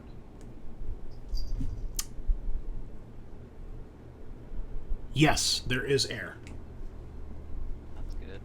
So if the Geiger counter is going off, do we also have a Geiger counter, and is that going off? It's that one for sure. What's up, Cat? Right. Hold on, Cat wants to say hi. Can we see? This is Strigoi. He What's likes. up, bud? What up? Oh, look at that guy. You're so cute. You're so cute. I love you. He's a big boy. That's a big cat. Big hole. That's Jonesy. Jonesy 1. We have Jonesy 2 and 3 somewhere else too. Yeah. So it is normally it's normally kept with 0G for ease of transportation and movement, but it does normally have air, and this section does have oxygen. That's good. I guess I'll turn to the scientists and be like, having been to the station before, I've never seen this before. Do any of you recognize what's happening with these? And then kind of doing flustered hand gestures. Growths? So as you do that, you see one of the nearby polyps begins to pulsate, and then it like pops, and you see all these what look like spores start to fill the air and move in your general direction.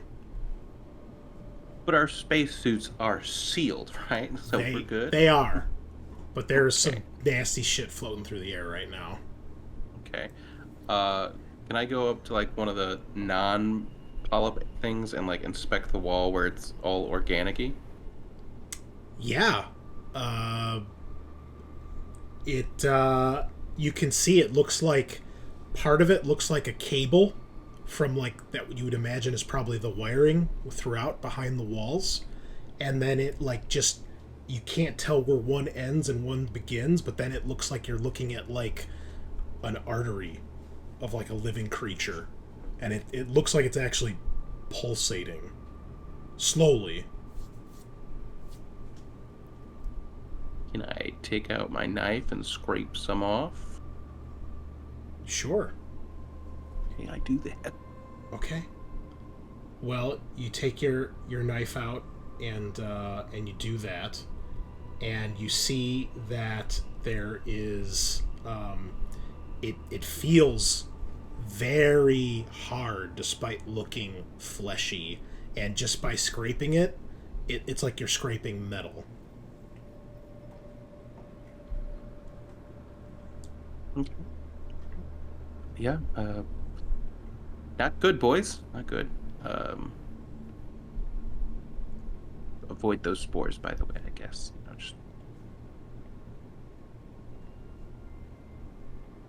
Yeah, Navarre would be closer to the back of everybody, and as soon as those spores go off, he would instinctively try and put as many bodies in between him and the spores as possible.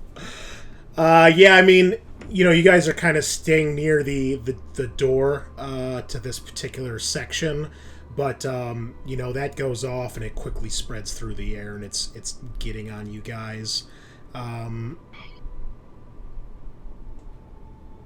Yeah, like we're safe in these suits, right, Docs? Yeah, you should. They are sealed. Yes. We should keep moving then. I'm gonna. She kind of angles her gun up though. Sergeant Sajaad.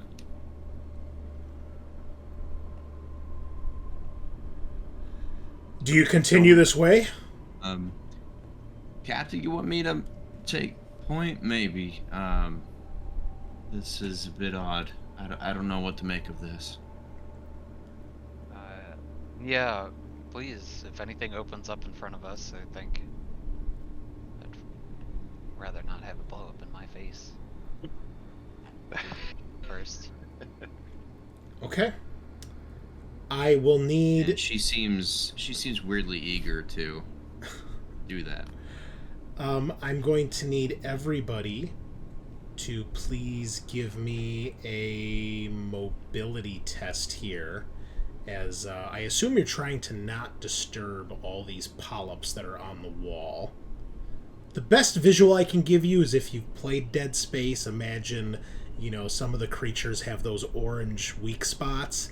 It looks like that, but it's like a pale, rotten flesh color rather than We're playing bright Dead orange. Space. I'd shoot every single one before I get close to I'd them. grab it with my psychic thing and shoot it and blow up all the other ones.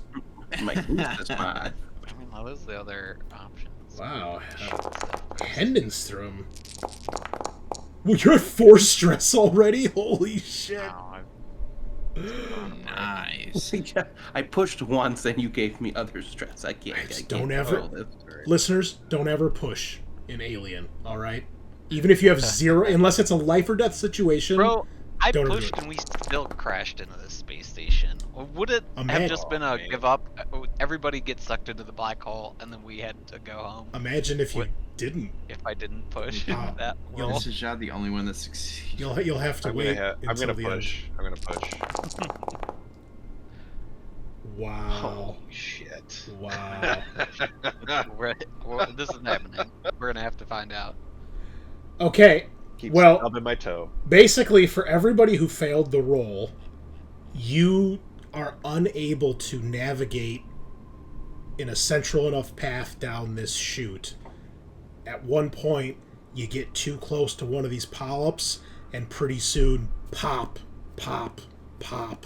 They're going off, and the air is thick with these disgusting spores. And your suits are like coated, it's on the glass of your helmets.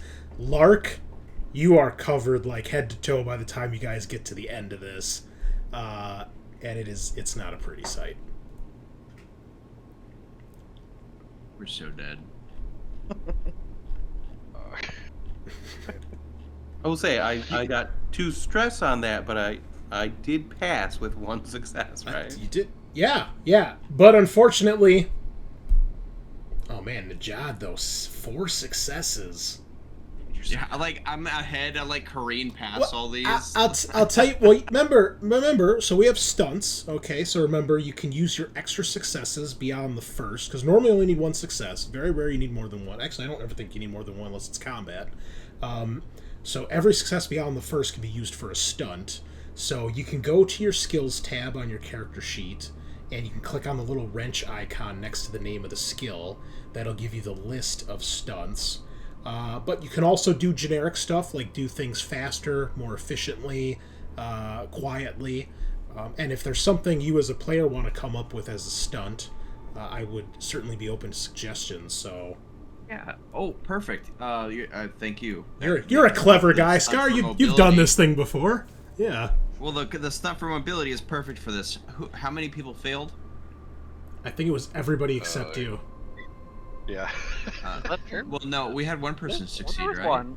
I passed. So, 2 people. so Two. that's Okay. 3 PC failures. Yeah. And I have 3 stunts. I give you each 1 success. Okay. What a G. All right. So, doing her job, very professional. This Sergeant Sajaad. She knows what she's doing. She guides you guys. Telling you, a couple degrees to the left, couple degrees to the right with your thrusters, and she leads you guys. And you guys are ready to bump into these things, set them off. It's like a game of Snake, and you guys at the tail, kind of following her as you go through this area. But you get through. You do not disturb any of the polyps. No more of them pop. There's just a few bunch of spores back towards the first airlock door when you guys first came in. So Lark, you're only covered with a couple spores from when it first went off. You're not just head to toe Much better. Yeah, like bad blood effects in a video game, like just totally red. Yeah. Years of war. Just Yeah. DBD skins. Yeah. So you make it to the next door, and you guys are able to get into the operations center. As you are making your way into this area, Gray comes on over the Vox. Hold on, it's 40K. The comms unit. He says, Captain? Yes. Status report on the ship for you. The ship suffered significant but not catastrophic damages. If we want to make the Ceterina flight capable again, it's going to take some work.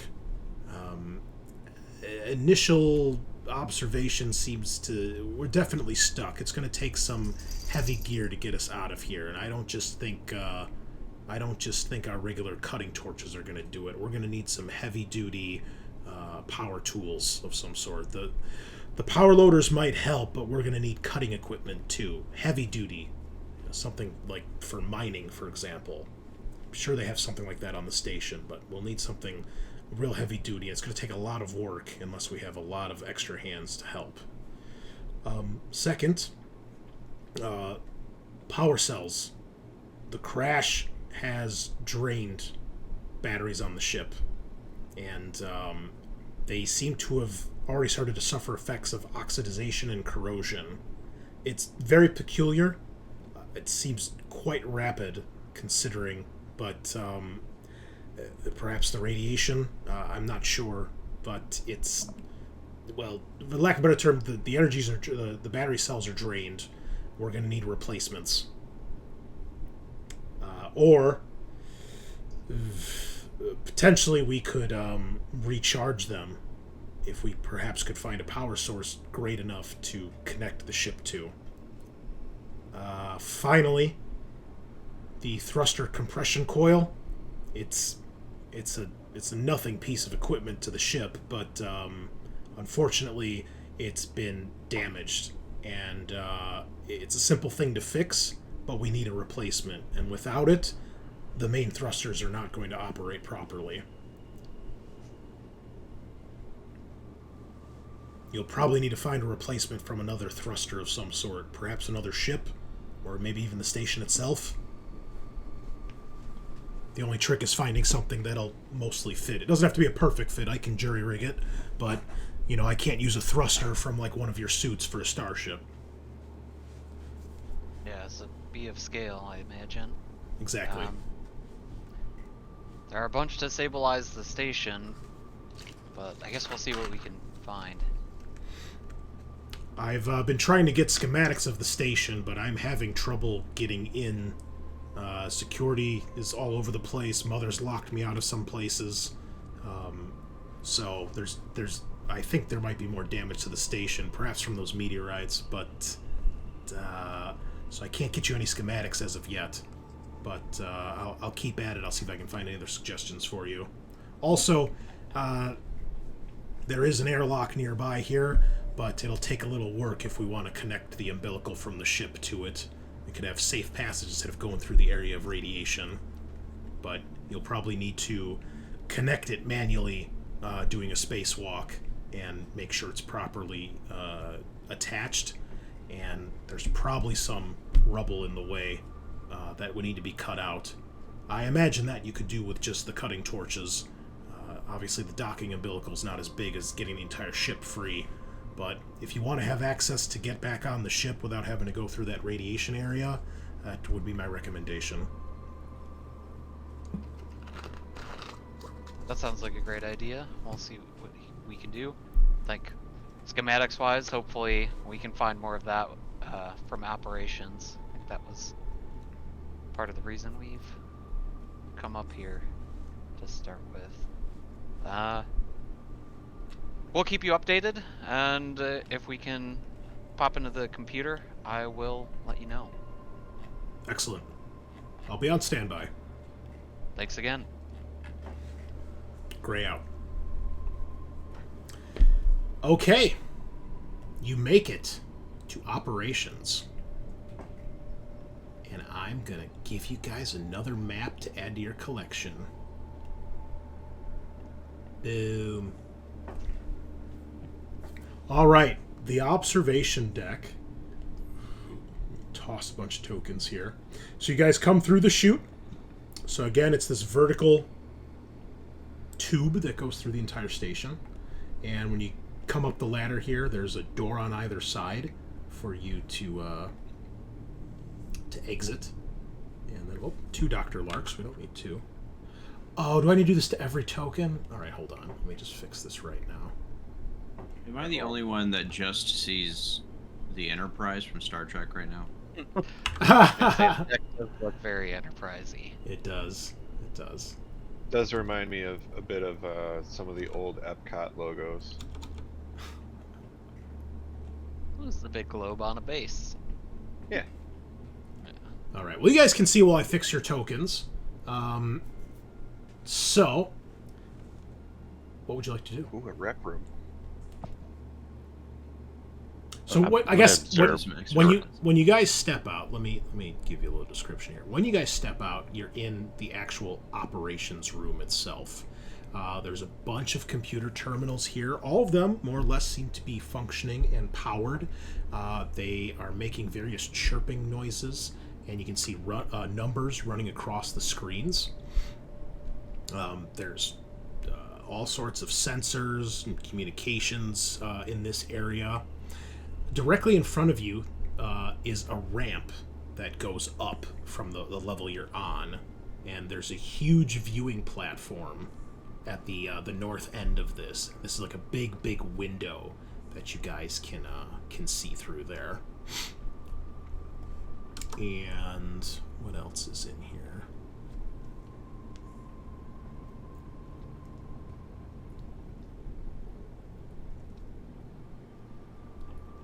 Yeah, that's the main thing that you guys see as you come through. Sajaad would probably, granted we're still reading that we have air, as soon as she reaches this level. That reminds me. Everybody make an air roll on your suits, please. You've been I in had to here for a open little my while. big mouth. Thanks, buddy. Hey, Appreciate that. didn't we have homework to turn in today? Kill that kid.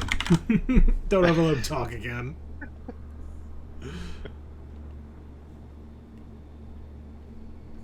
Here. Do we hit the little icon next to it, or?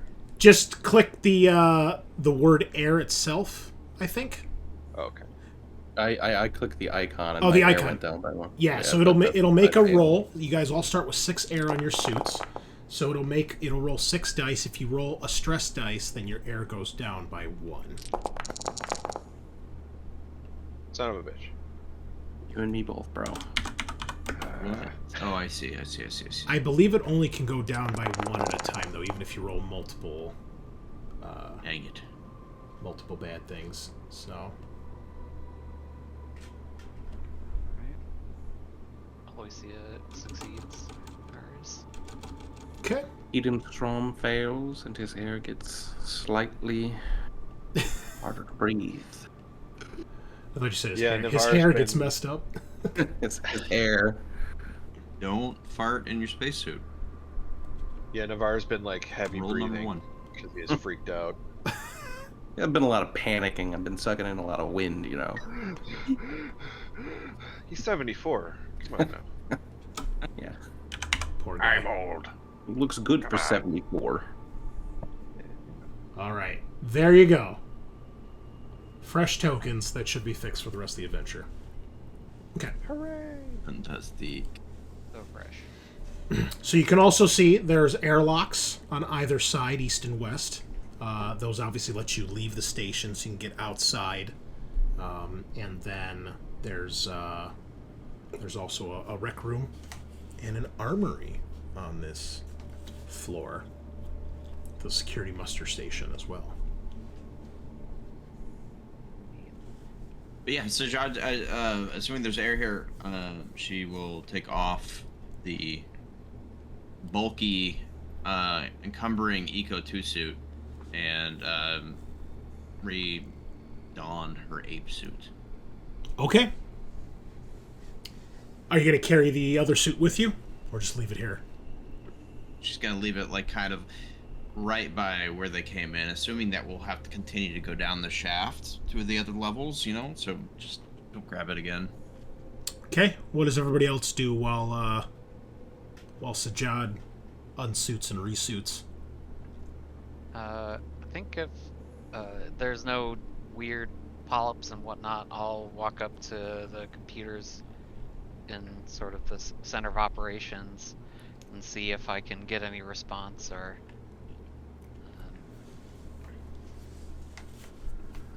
try to see what the status is with the station. If there's any updates or logs.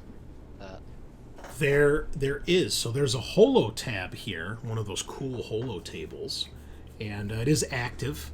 And you can see there's kind of a deep blue hologram of the station, like a 3D hologram that's slowly spinning, like in every cool sci-fi film.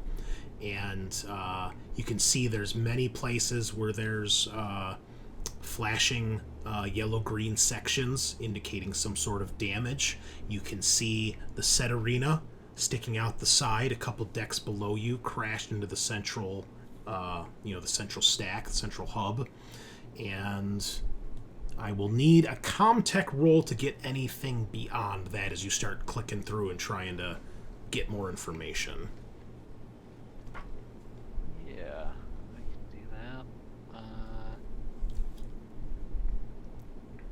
I got some electronic tools with me, so I can, I guess, add Yeah, one to that. gives Does you a that bonus. Yeah, absolutely. work? Oh. Okay. I was like, what's with the random red dice? That's for your panic. Okay. That's So, Captain Lugar, you begin to log in, which you are able to successfully do because you got a 9 or less on your panic.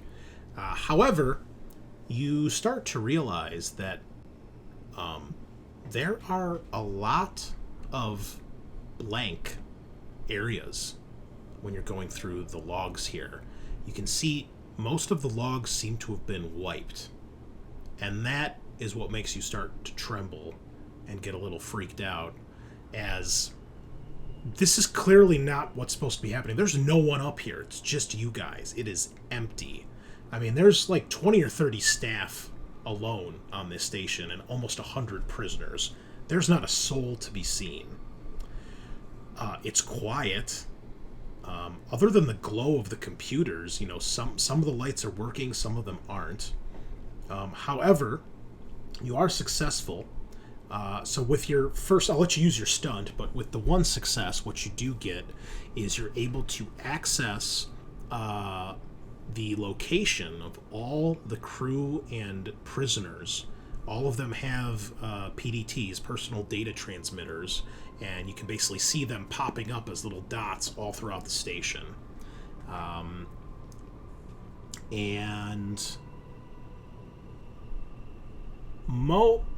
can give you specifics, but most importantly, what you see right off the bat, there are large concentrations of people in 4 places. Hydroponics, which is the deck below you. There's about 16 people there. There's about 24 people in the starboard hangar deck on deck G, which is below where you guys crashed in. There's 21 in the cell block. Makes sense, but that's not all the prisoners, so clearly they are out and about. There's 21 in one of the cell blocks on F deck, and there's about 20 in the lifeboat bay on deck I, which is... what is this deck called? The lower tower.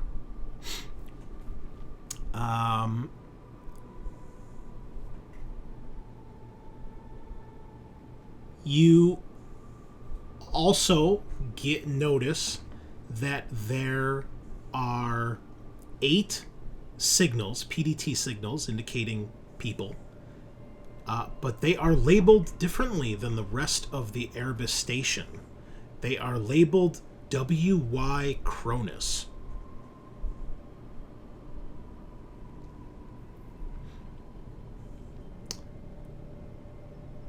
Also, as you're going through, you can see there are some logs explaining the discovery of the Hesdalen lights that Bishop told you about, and how they were found on some large organic object that they were able to tow out of the plasma stream.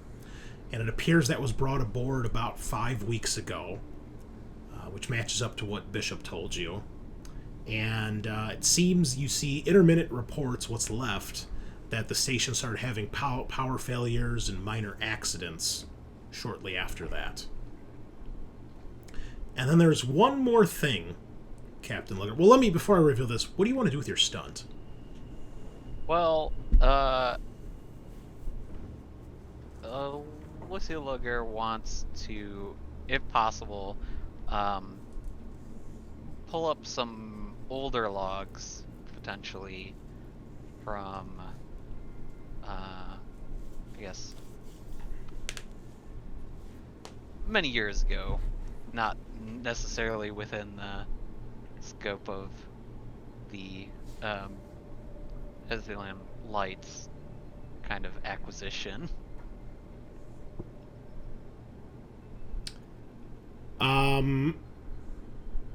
I'm sorry, repeat that. I was reading something. I'm sorry, I just heard Hesdalen lights. My apologies. Yeah, nothing to do with that. There's another vessel that kind of also docked here, is called the Cronus, and anything related to that.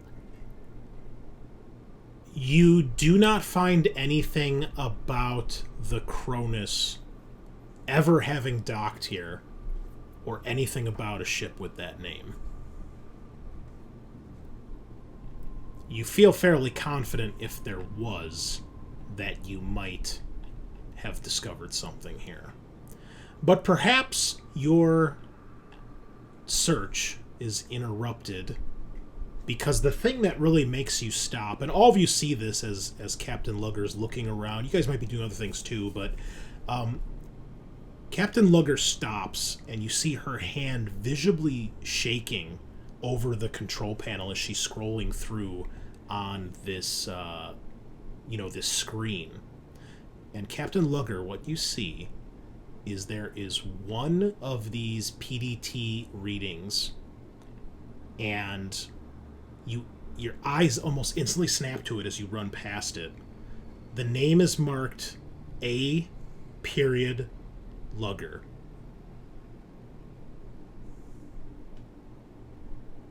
What is everybody else doing? Everything okay, Captain? Taking off my spacesuit and maybe going and looking at the observation deck while they with other shit. Okay. Yeah, I guess I'll gesture over to Sajaad and it's like, come here, take a look at this. Does this designation resonate with you at all?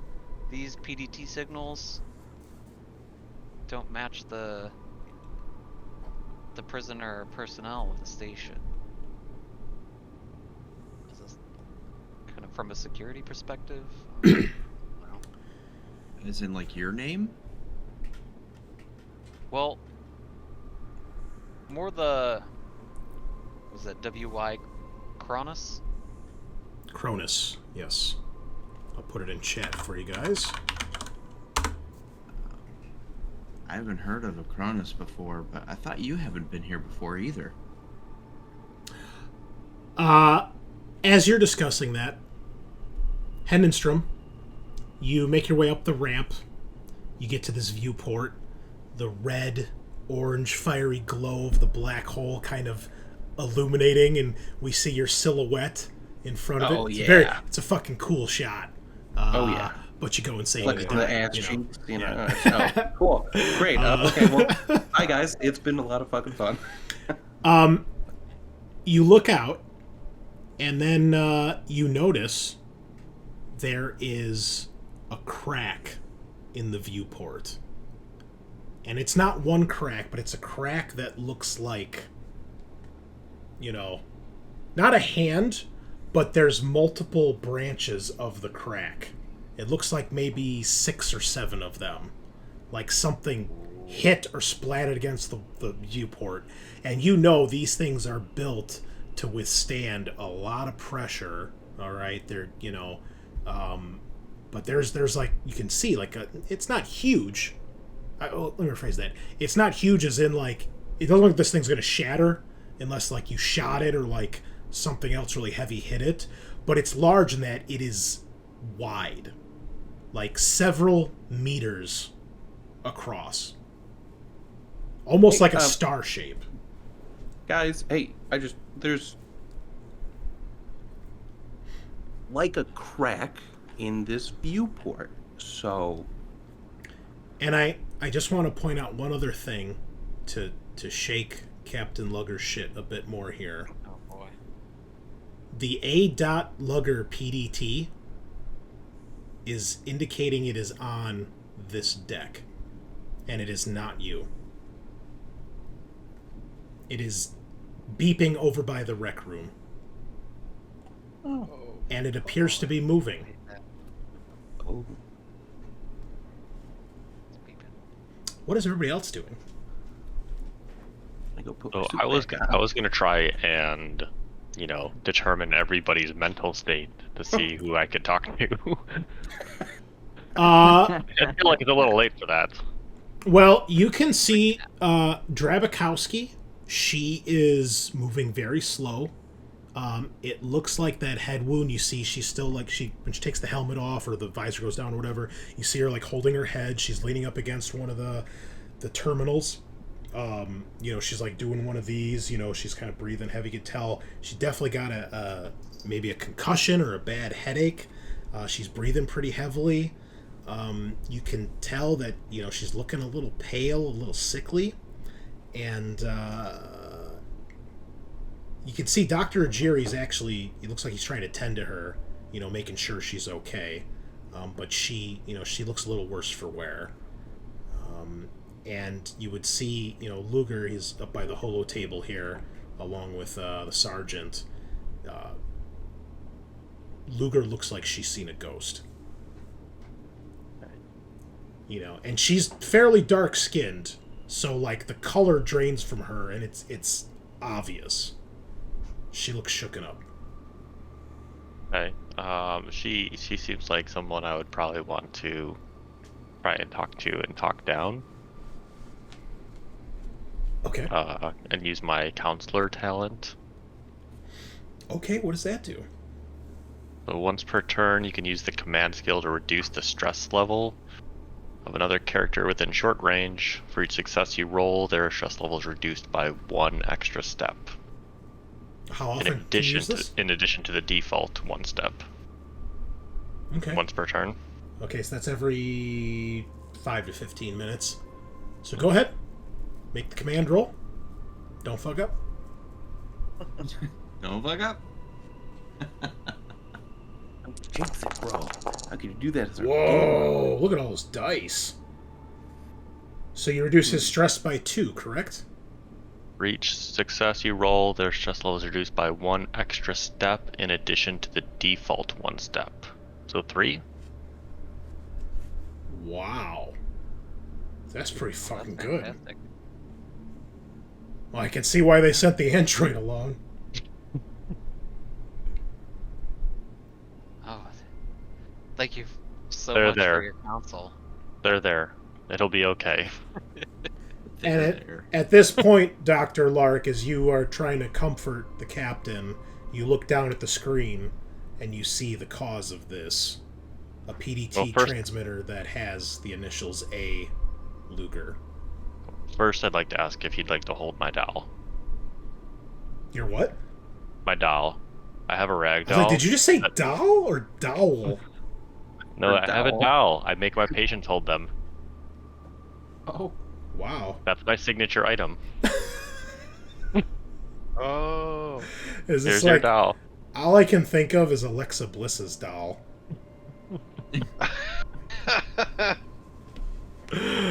Oh. Okay. What does the doll look like? I think we have to know if it's your. Oh, look at this fucking creepy doll back here. Recognize It's that? a rag doll. Recognize that guy right there? You see who that is? I like how that's the only thing coming out of your background. gee. That's It's- creepy. That's Jigsaw right there.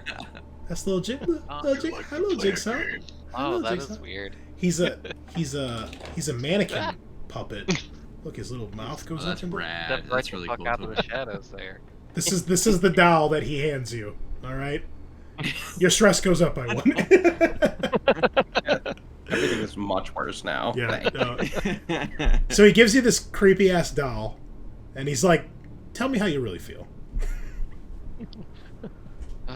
Feeling kind of panicked. Oh no. It's getting weird out here. Yes. So you haven't been here before. I've- You don't know why your initials are moving around. I have been here before.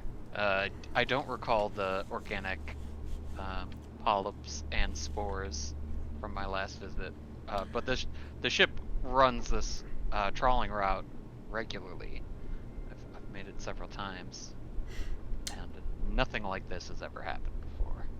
So I will point out, you guys would have PDTs as well, and if you so wish, you could input them so that you can keep track of each other on the station.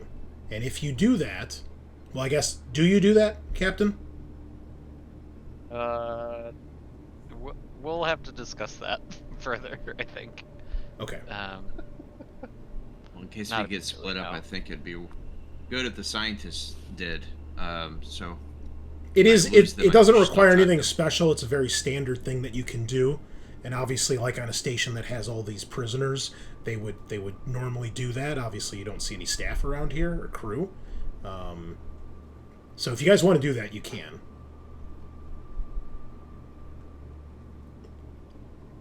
We're leaning towards holding off on that until we determine more what happened to the staff. Okay. But it is sensible to also put that. I have two minds on this one. Okay. Kyle, what's Dr. Navarre doing? I'm sorry, Professor Navarre.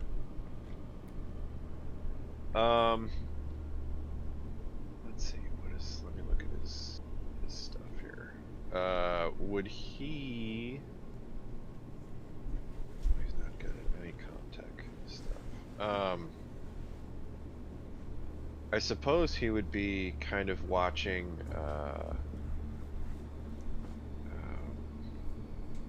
Drabakowski and Ijiri.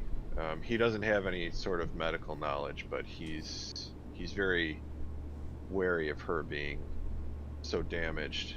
Okay. He would probably, let's see, he wouldn't wander too far. He would probably maybe go over to this junction here and kind of lean to either side and kind of look down those hallways.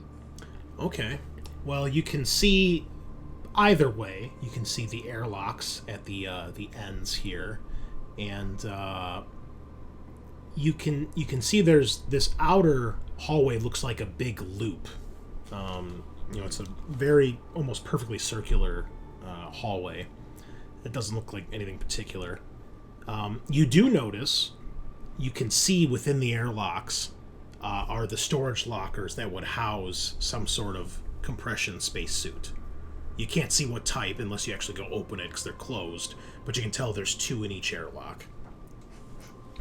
And then, what about down here? What is this? Oh, I'm sorry. This is the holo tab where it says damage control. My mistake. So, Okay. that's probably where... Yeah, this whole thing is operations, like from here down to here. So we'll say that's where the 3 of them are. They're looking at the holo tab. So, Right. if you would like to get any information about Ijiri or Drabakowski, you can give me a either manipulation or observation, your choice. You don't have to, but if you'd like to, since you did specify you're kind of watching them. Yeah, I'll do manipulation. So I would say, like, in this situation, manipulation's more like you're, kind of like an intuition, empathizing with them. However, you keep it together. All right. Well, that's a lot of dice. Yeah. So I don't care, I guess. Yeah. Or maybe you can't tell. Unsure. Or maybe you get distracted Yeah. and you're too busy looking down the hallways. You don't pay attention to them for too long. So. Yeah. Yeah. So we'll leave it at that. Other than that, I think he would just be, especially after going through the like bioorganic hallway with the polyps, he would be very hesitant to move if he sees something that doesn't look like it's supposed to be there. Okay. So like that's why he's not moved far from the chute, because he just doesn't know. And he's 74 and he's old and he doesn't like this. keep your escape options open. Yeah. Okay. Captain, you said you've been here before. Do you know if the PDTs here transmit vitals? Do I know that? No. It's just to know locations of people. That would require more tech, and they're not going to spend that, especially on 100 prisoners. They just need to know where they are. They don't care if they're alive or not. I'll figure that out after locating them, yeah. Gross. I guess after my pep talk, am I still panicked? Yes. How long did that last for, did it say? Which one did you get? You got an 8? Tremble?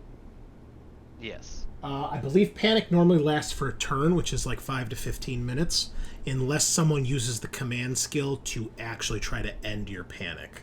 Because that is what you can use the command skill for, but he used his talent, which does the stress reduction instead. So you are still panicking, so you still have that negative because you're trembling. At this point, you guys talk a bit, and you, like I said, you notice this PDT thing that says a Lugar is moving very slowly, and it moves in your guys' direction. This door to the rec room opens up, and you see a creature that is unlike anything you have ever seen before. It looks humanoid. It has the body of what you can clearly tell was a human. This one in particular looks a little bit more feminine. Thinner features, a little more lithe, a little bit larger hips. You can tell, obviously, breasts, but it looks naked, but there's no detail of anatomy. You know, there's no nipples, nothing like that. You just see where there would be breasts. And the body of this creature, the skin, has these strange tendrils coming through that at first look like veins. But as you guys kind of see this, it looks very similar to some of that biomechanical wiring and arteries that you saw in the wall. And it's kind of snaking through parts of the body. It's almost like on a Tyranid model where they have those weird vent things like on their limbs. It looks like that, like it's little segmented veins or arteries or something, or cords.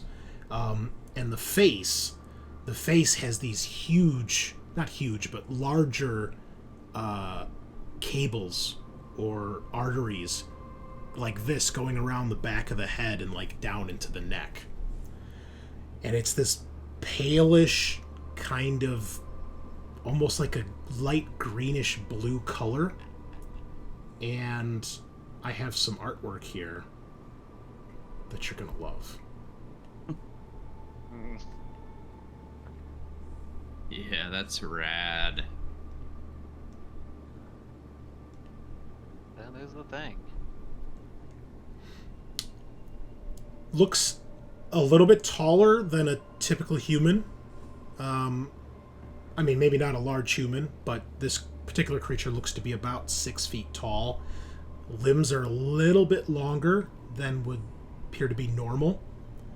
And it's almost feels like this creature floats into the room. Although you can't really tell if that's a trick of your mind or if she's like actually just slightly hovering over the floor. But you're drawn to this creature's face. And Captain, give me an observation test at +3.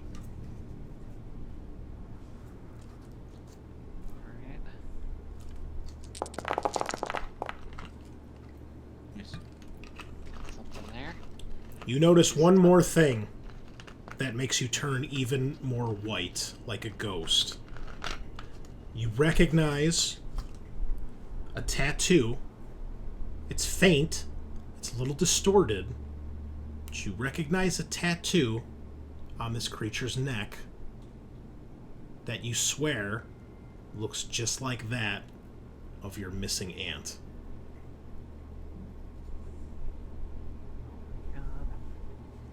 The rest of you might see this tattoo or marking, but you don't make anything of it, obviously.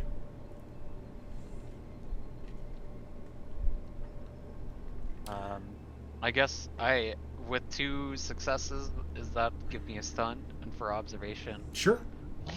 is it coming for me? What is it? What's It its sort of intent? Does there? seem like it is, but not in a threatening manner. And it looks over all of you. And when its eyes lock on Captain Lugar, it stops.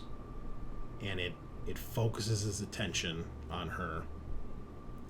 Uh-oh. And that is where we're going to end for tonight. Oh, shit.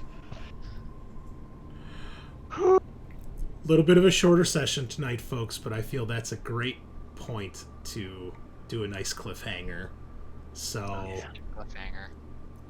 we're back, folks. Alien is fucking back. We're on camera. This is fucking awesome. I'm feeling it, guys. It's coming back to me. The jitters are gone next week. Oh, yeah. So, listeners will be back, viewers will be back, same time next week. This is probably going to last, I would imagine, about 4 to 8 sessions. We'll see.